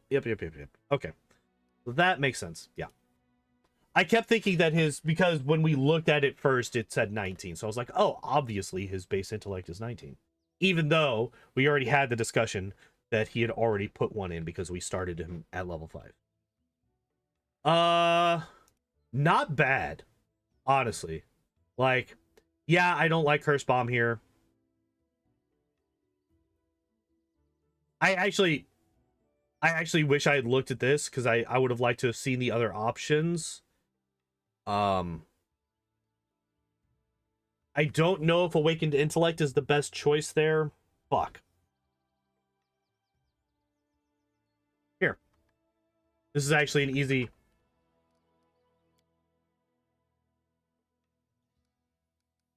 There's an easy way to do this. True Mutagen was one of the other options. Well, let's take a look.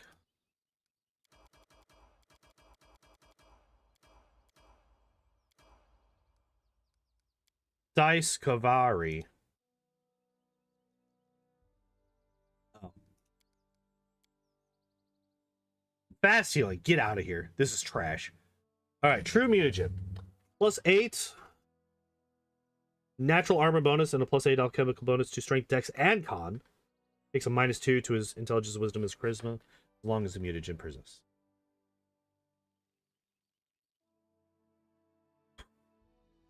I think that one might only show up if you have the no, wait, I don't think there is the cognitogen one here. Well, it's obviously not because we only have the 3. -2 to intelligence, wisdom, and charisma as long as the mutagen. Okay, so let me just double check. Grand mutagen. All right. Specifically, what does this do?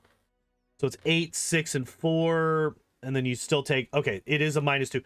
I was curious if the penalty grew with the Grand mutagen. Like if it was like a -4 or something like that.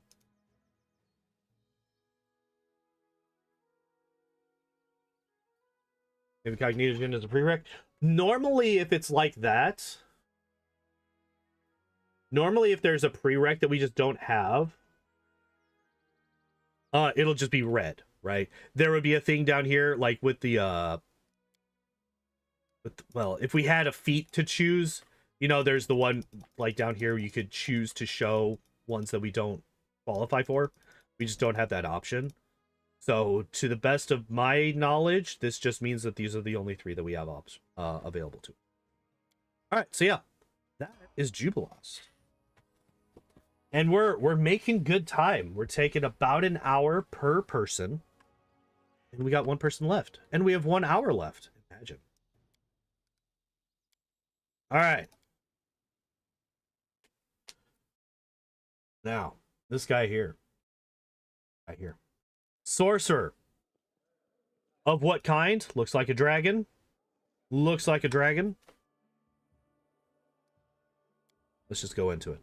All right, so we start off with Spell Focus and Greater Spell Focus Evocation. He's doubling down immediately. Holy shit.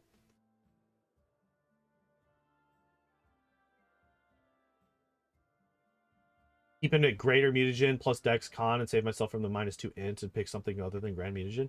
That is actually not a terrible idea. Because yeah, you don't take the penalty to the intelligence, which means that your DCs don't drop by 1, which it's a 5%. It's a 5% loss of or 5% drop rate in success, right? 5% drop in success rate. Jesus, words in English are difficult, I swear. So yeah, we got spell focus and greater spell focus evocation. Red Dragon Bloodline. Or Sorcerer.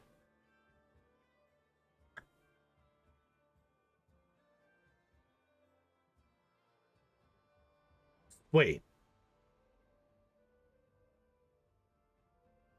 Wait.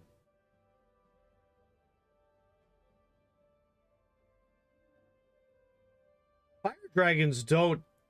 Wait, what the fuck? Why does he have spell specialization? He has 3 feats.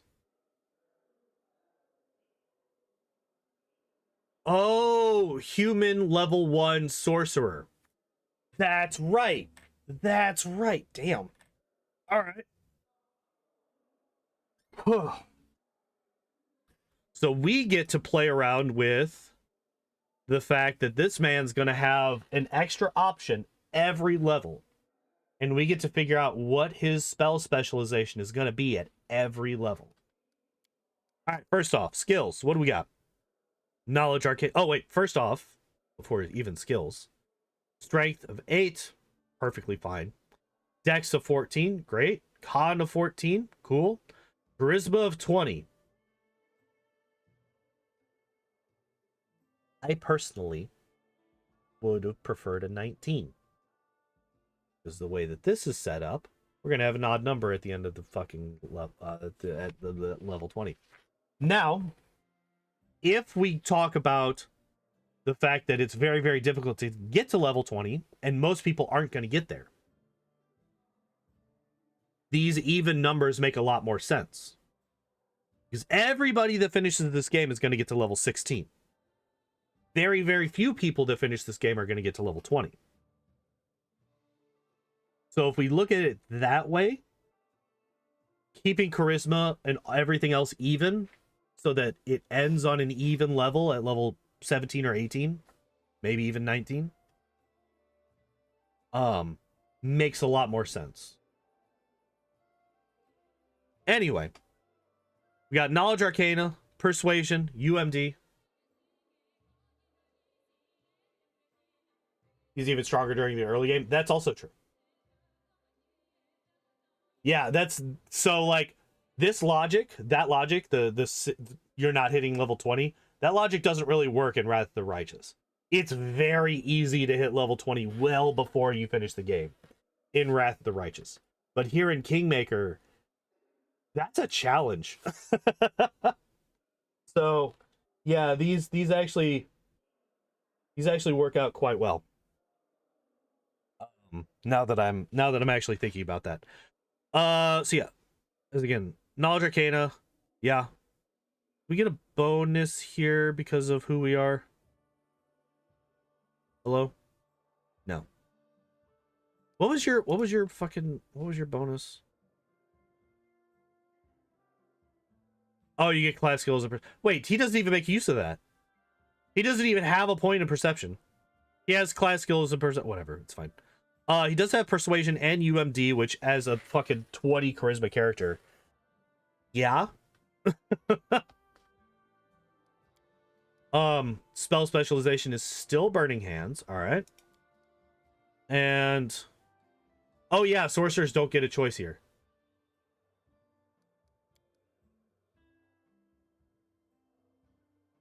He looks like, so this guy always reminds me of that fucking actor. What the hell is his name? Was it like Rami Malek or something like that?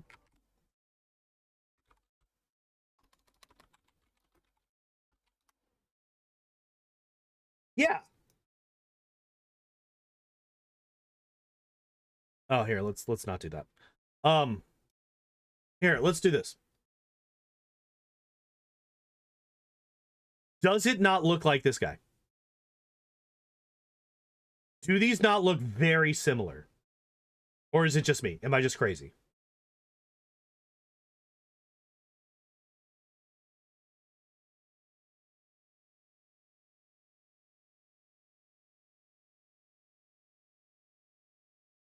I'm gonna get rid of that. We're gonna continue on. But yeah, I feel like he looks like he's always reminded me of Rami Malek.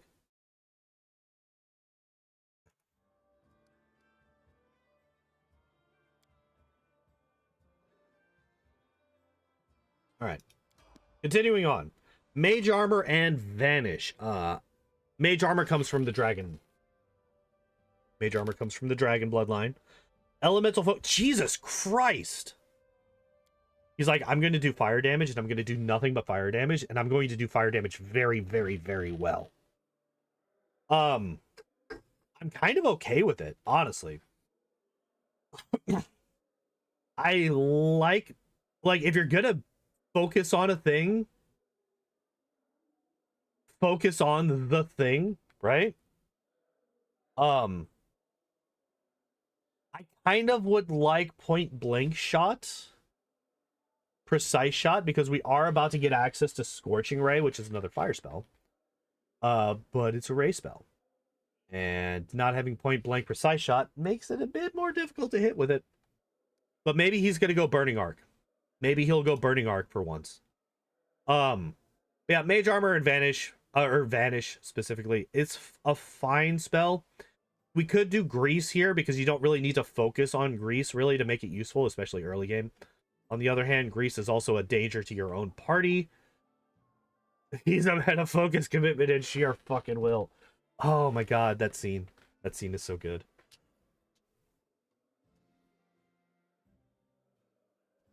We could do Shield, right? Get that extra defense here, which is basically what Vanish is, but you know, it's a minutes per level instead of, oh, we're done in 5 seconds.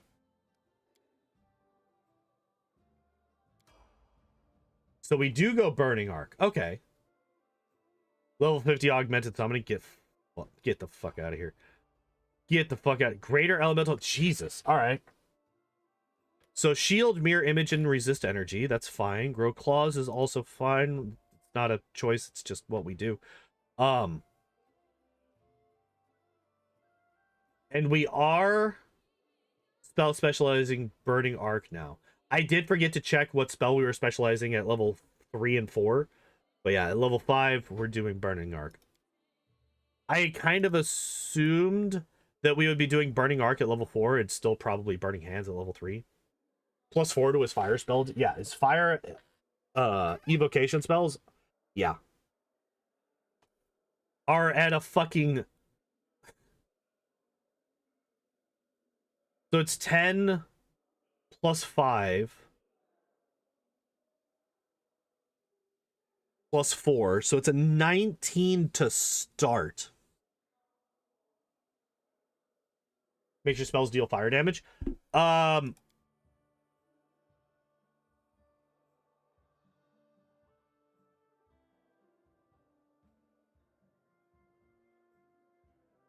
No, it's the elemental bloodline, not the dragon bloodline. The elemental bloodline lets you do that.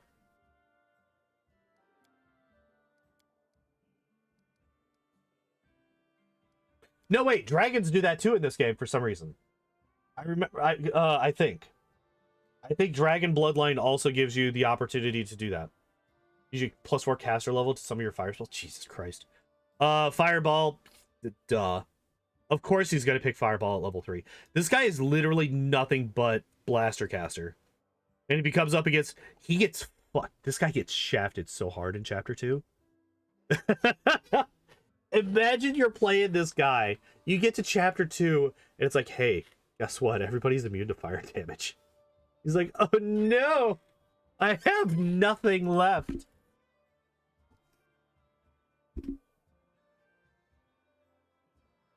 Hopefully he gets like Lightning Bolt or something. I don't know. What do we get? Scorching Ray and Large Person Dispel Magic Haste. He has nothing. Toughness and Point Blank Shot. He finally gets Point Blank Shot, but we also get Toughness, which is really early to get that spell right now, actually. Oh, it's a, I guess that's fine. Also, fuck this. By the way, fuck not recommending this. I guess he plays red in Magic the Gathering. The one time I ever played Magic the Gathering, it was it Commander? Did I read his character description? Sir, do you expect me to read? Get out of here. Read flavor text? Get out of here.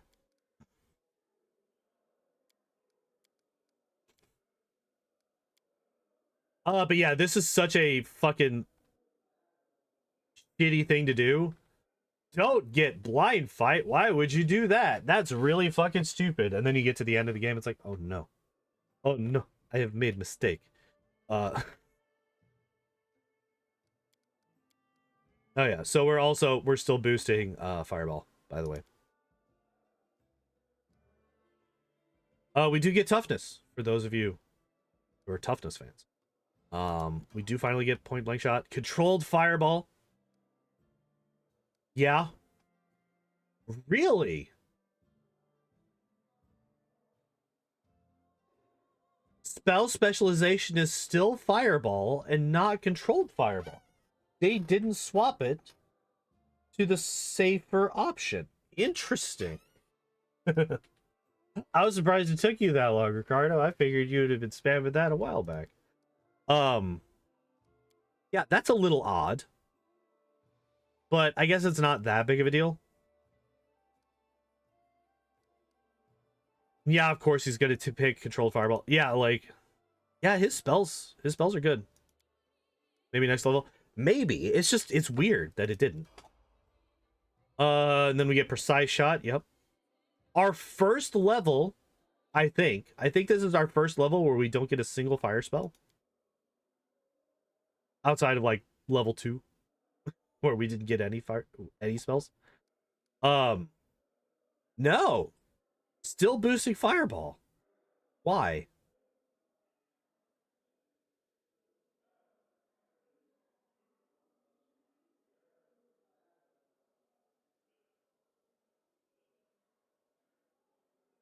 Very, very strange. We do get Precise Shot, which I like. Pulse Life is fine. I would like Blur over False Life. Or, yeah, I would like Blur over False Life. Just... Sense Vitals as well. Right? Because this motherfucker's definitely getting Hellfire Ray. 1000% he's getting Hellfire Ray. So getting Sense Vitals would be nice. Between that and Scorching Ray. Slow is fine, I guess. I don't like slow, but it's not the worst spell. And then Stone Skin is good, right? Like, it's a good spell. Ugh.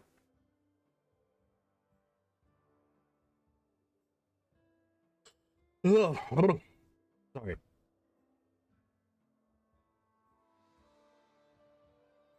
What could we do besides Stone Skin? Greater Invis. Animate Dead. I think those two would be the two.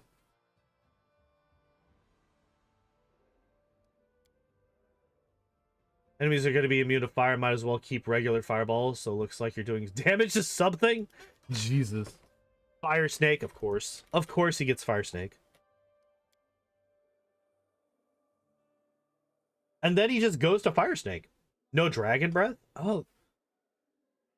That's interesting. No, wait. Did he not get Dragon Breath? I think he did. No. Wait. Why? I thought he got it from his oh no, he's got the spell like the spell like ability Dragon Breath. He didn't get the spell Dragon Breath. That's what I was thinking of. I was like, I swear to God, I saw Dragon Breath on his level up screen. So yeah, never got controlled Fireball as our spell specialization, but we did get Fire Snake right off the bat. Which is interesting. Meta Magic Empower spell. Also interesting. Then we get Conical, Glitter Dust, Heroism, Spell Resistance. Alright. Oh, that was from the dragon thing. Yep.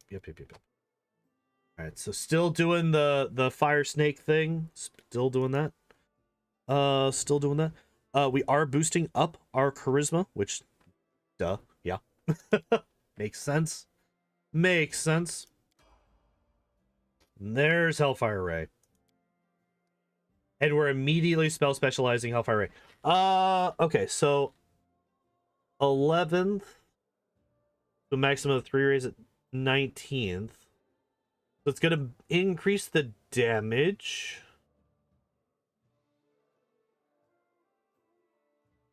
But we're gonna have to get to what, level 15? Right? 12, 13, 14, 15. Yeah. So we need one more level.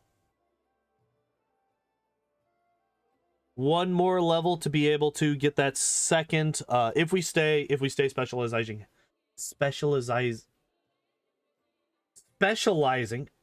adding fucking let me just add another 3 syllables to this word.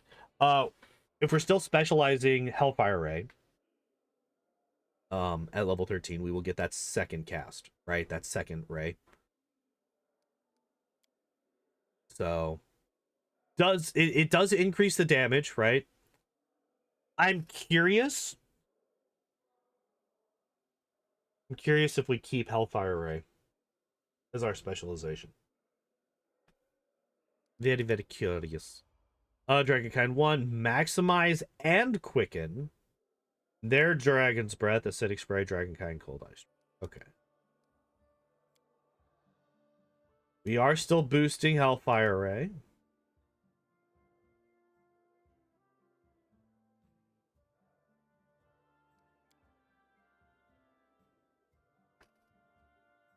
We do get Dragonkind as an ability. Firebrand. Okay, so this is something that I was curious about. I was curious if we were going to keep Hellfire Ray as our specialization. Because once we get to 15, there's not really any point to specialize this until we get to 17. Which protagonist guys are better? The ones in Keybaker or the ones in Wrath of the Righteous? Are you talking about character-wise or build-wise?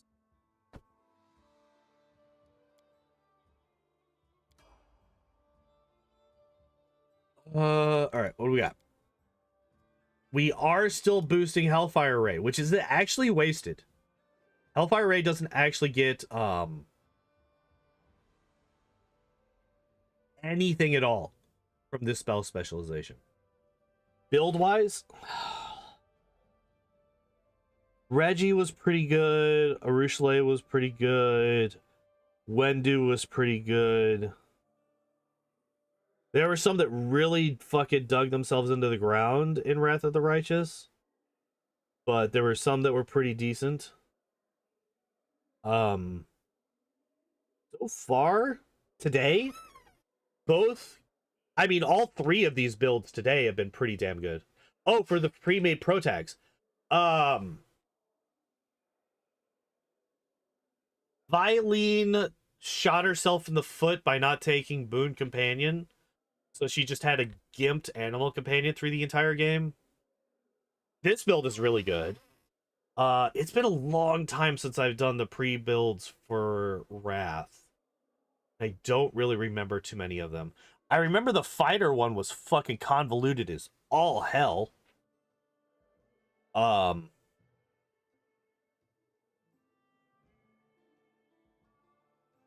Like 22 strength base. Really? I don't remember that. Not remember that at all. We do get legendary proportions. We get chain lightning. We get stone skin communal though. Those are all good. And Dragonkind too, because fuck it, why not? Horrid Wilting. Again, the Hellfire Ray is kind of wasted. Just gonna throw that out there. Is there anything that we could have taken instead? Mind Blank, Frightful Aspect.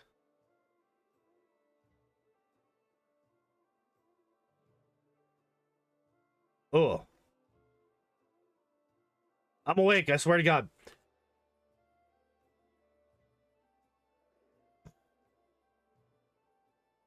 No. I'm talking about the no. There's the warrior. There's two warriors. There's I'm sorry. There's two fighters. There's the fighter build, and then there's the pre-made fighter. I can't remember his name, but the pre-made fighter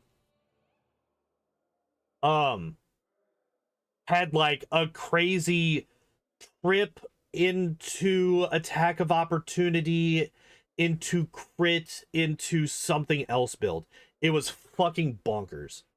I can't remember the name of the guy, but if you go back and you look up the video that has that guy in it, like his build is fucking weird as hell. Horrid Wilting is useful against the Mandragora swarms. Is it really? Wait, what does it do? Water elementals and plant creatures, which instead take 1d8 points of damage per caster level, maximum 20d8.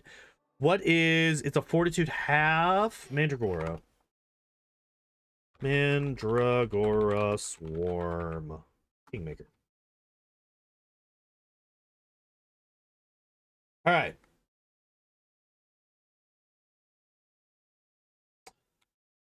So...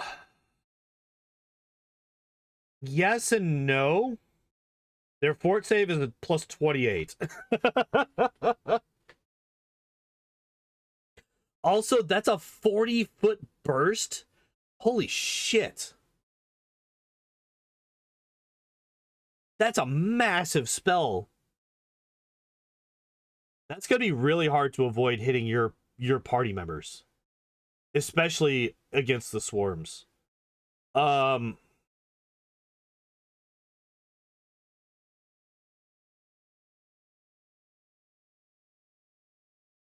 Man, I'm sorry. I'm like fading. I'm fading really good. I'm fading really quick right now. If you can't tell, I've just like closed my eyes and just slumped forward a couple of times. I didn't sleep well last night. I woke up like 4 or 5 times throughout the night, so I think I might take a nap before work today. I think that might be a good idea.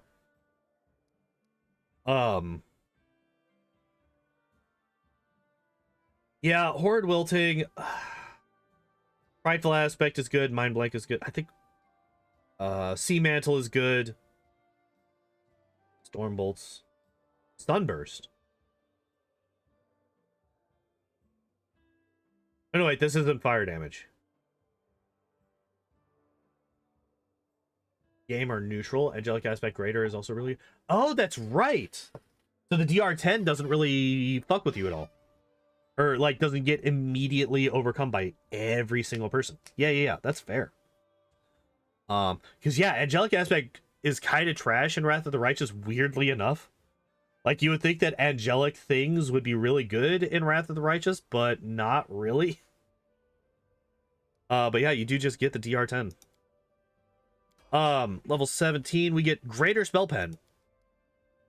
Wait, really? We're just now getting... Wow! I somehow missed that we didn't get spell penetration until level fucking 15. We got Empower, Maximize, and Quicken, but we didn't get spell pen until level 15. Alright. Sure. Okay. Why not? We're also still okay. So actually, right now, this level right here is the first one where Hellfire Ray would actually be useful again. Because now we're getting that third ray. So from level 15, level 16, level 15 and 16, it's absolutely useless, right? We're not getting any extra damage because it's capped at 15d6. We're not getting the extra ray because we don't get that till level 19. But now it's finally useful again. So yeah, level 17, level 18, I'm expecting to see this be the maximized or the specialized. I really fucking hope that they're not stupid enough to keep it at level 19 and 20. I really hope that they're better than that. But we do get Finger of Death, we get Storm Bolts, we get Dragonkind 3. And yeah. Keep going. Fiery Body. Of course he gets Fiery Body as his first level 9 spell. Of course he does. Why would he not? Still Hellfire Ray.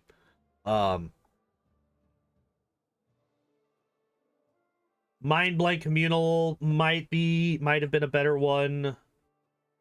But like he's gonna go for the fire spell, right?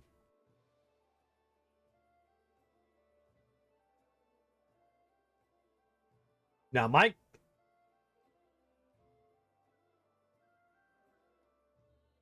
So oh, is it a +1 DC to his fire spells? Hello? Please? There we go. Oh yeah, fire spells. Okay. Yeah, alright. There we go. I think that one final sentence in this spell description makes this worth it. Because there's not really any level 9 spells that are super great for a blaster caster like him. So Fiery Body buffing up the spells that he already has, I think is well worth it. Improved initiative. Look at that. We finally got improved initiative and improved critical rate. I think that's fine. And then we get Polar Ray, Heroic Invocation, and Overwhelming Presence. I think all of those are fine as well. They did! Look at this! Look at this! They finally swapped out the spell specialization, and that's because this one... No Meteor Swarm? Yeah. Not a thing, unfortunately. Love that Fiery Body gets those Mandragora Swarms too. Immunity to stat drain, and with 8 strength, they could kill him so easily. Oh, yeah! Oh, yeah, that's fair. That's actually a really good point. Imagine programming Wish in a video game. No! Why would you even say that? What's wrong with you? Oh my god, the fucking evil that you just spouted into the world. But yeah. So we got improved critical here, and then improved initiative was from the Bloodline feat. That makes sense. Could have also gone improved initiative here, and then skill focused knowledge arcana, because that is one of his few skills. But it's fine. It's fine. It's fine. Then we get Power of Worms. Gain immunity, paralysis, sleep, and fire damage. You also gain blind sense with a range of 60 feet. And also Tsunami. What does Wish does? Like, literally a genie wish? Yes, basically. Basically, it's just make a wish, you get it granted. And then still pull a ray. Ugh. I am a little bit sad that we didn't get Icy Prison Mass. I really like Icy Prison Mass. Yep, we got that 25 charisma. Yep, we got that 25 charisma. We did it. Now, let me just check a thing real quick.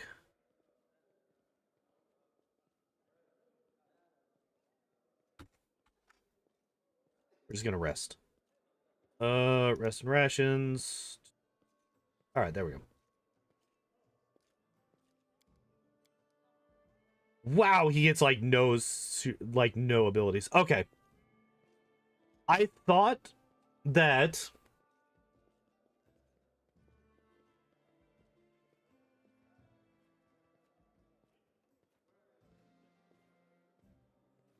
too bad the Fae in this part of the game are immune to ice damage. Yeah.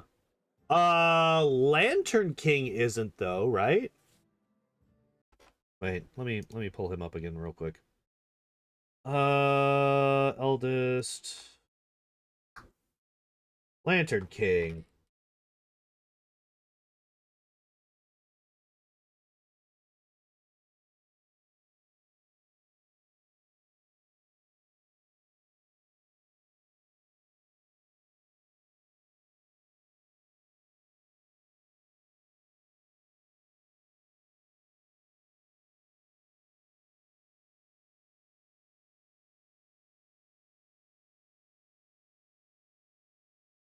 All right. So no.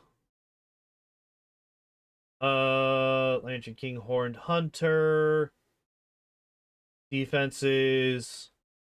Got a spell resistance of 24. But if we're level 20 and we got greater spell pen, that's basically like, it doesn't matter. Like, we're going to get through it.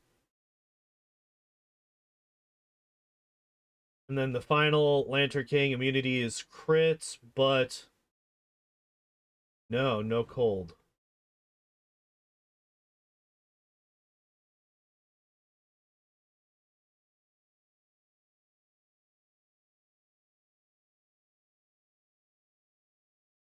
All right. Yeah. The Lantern King is not immune to ice damage. Infinite 12d6 breath for 20 minutes per cast if he somehow runs out of spells to use otherwise. That's also fair. That is a good point. Good point. All three builds today were pretty fucking good. Like, I'm gonna be entirely honest. All three of these I am quite impressed with. Maybe one day I'll actually use Jubilost in a playthrough. Maybe I'll actually play this game casually at some point again. I haven't done that in like 2-3 years.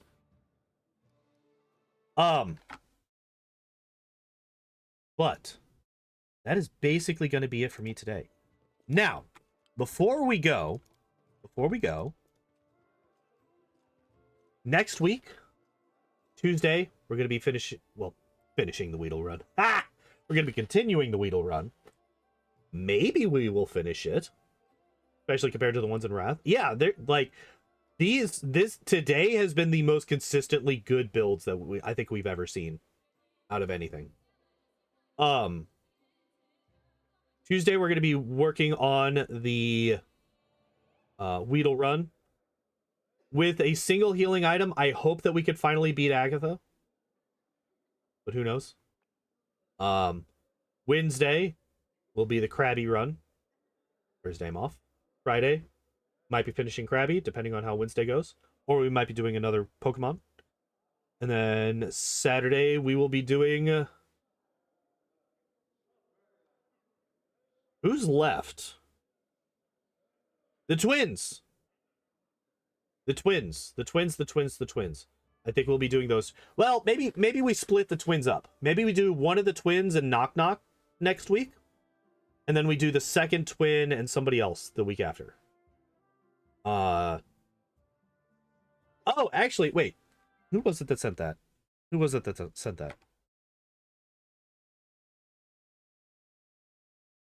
Mr. Taco sent me a save today. Or actually, he posted in the Discord, so anybody can get it, actually.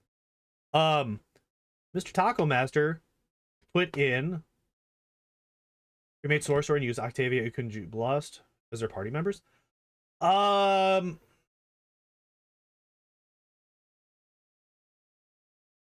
the problem with that is that you have 3 of those are well, actually, Jubilost is a little bit more hefty, but you don't really have a front line there. Well, that's 1, 2, 3, 4. You could have Ragongar as one of your melees. Like, you would have to have a pretty good front line because Octavia and this guy are both very, very fragile. So yeah, maybe next week we do Knock Knock and one of the 2 twins. The dog is your front line. You're going to need more than the dog. You're going to need more than the dog as your front line.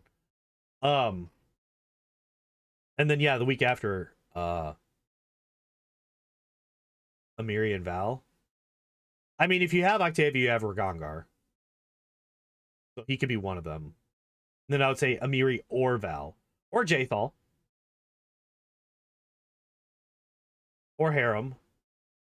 Oh, yeah, you also don't have a healer in that group. I would probably say no Octavia. If you're going to use this Sorcerer, I would probably say no Octavia. Because they do very similar jobs.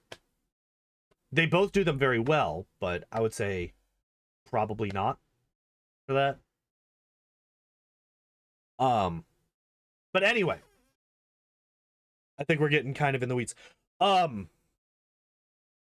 Also, a reminder for everybody, anybody that is not subbed on my YouTube channel, look up in that top left. See, Kingmaker Unfair Speedrun. If I get to 300 subs, or not if, once I finally get to 300 subs on my YouTube channel, I will be routing out an Unfair Kingmaker Speedrun. I've done one of them ever. It's also the only time that I've ever played either of these games on Unfair. Did one speedrun of it before. It's to this day one of my most viewed videos on a consistent basis. I'm hoping to override that with a better run because that one's like 7 hours long. And I don't think that it needs to be that long.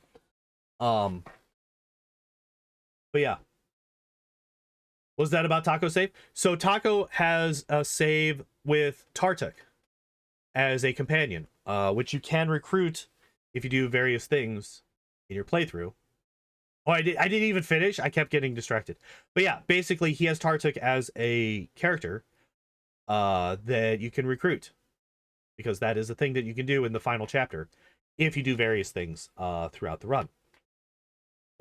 He is yet another sorcerer, I believe. But yeah, we will be looking at him as well. It's fine, Taco. It's fine.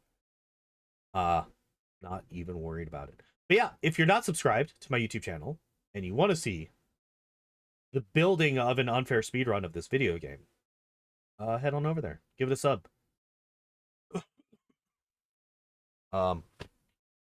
Yeah, that's going to be it for me today, guys. Thank you, everybody, for hanging out and watching. I appreciate all of you, a whole bunch. And yeah, thank you. I'm repeating myself. I hope you all enjoyed the stream. I hope you all have a good evening. I hope to see you next time. Bye!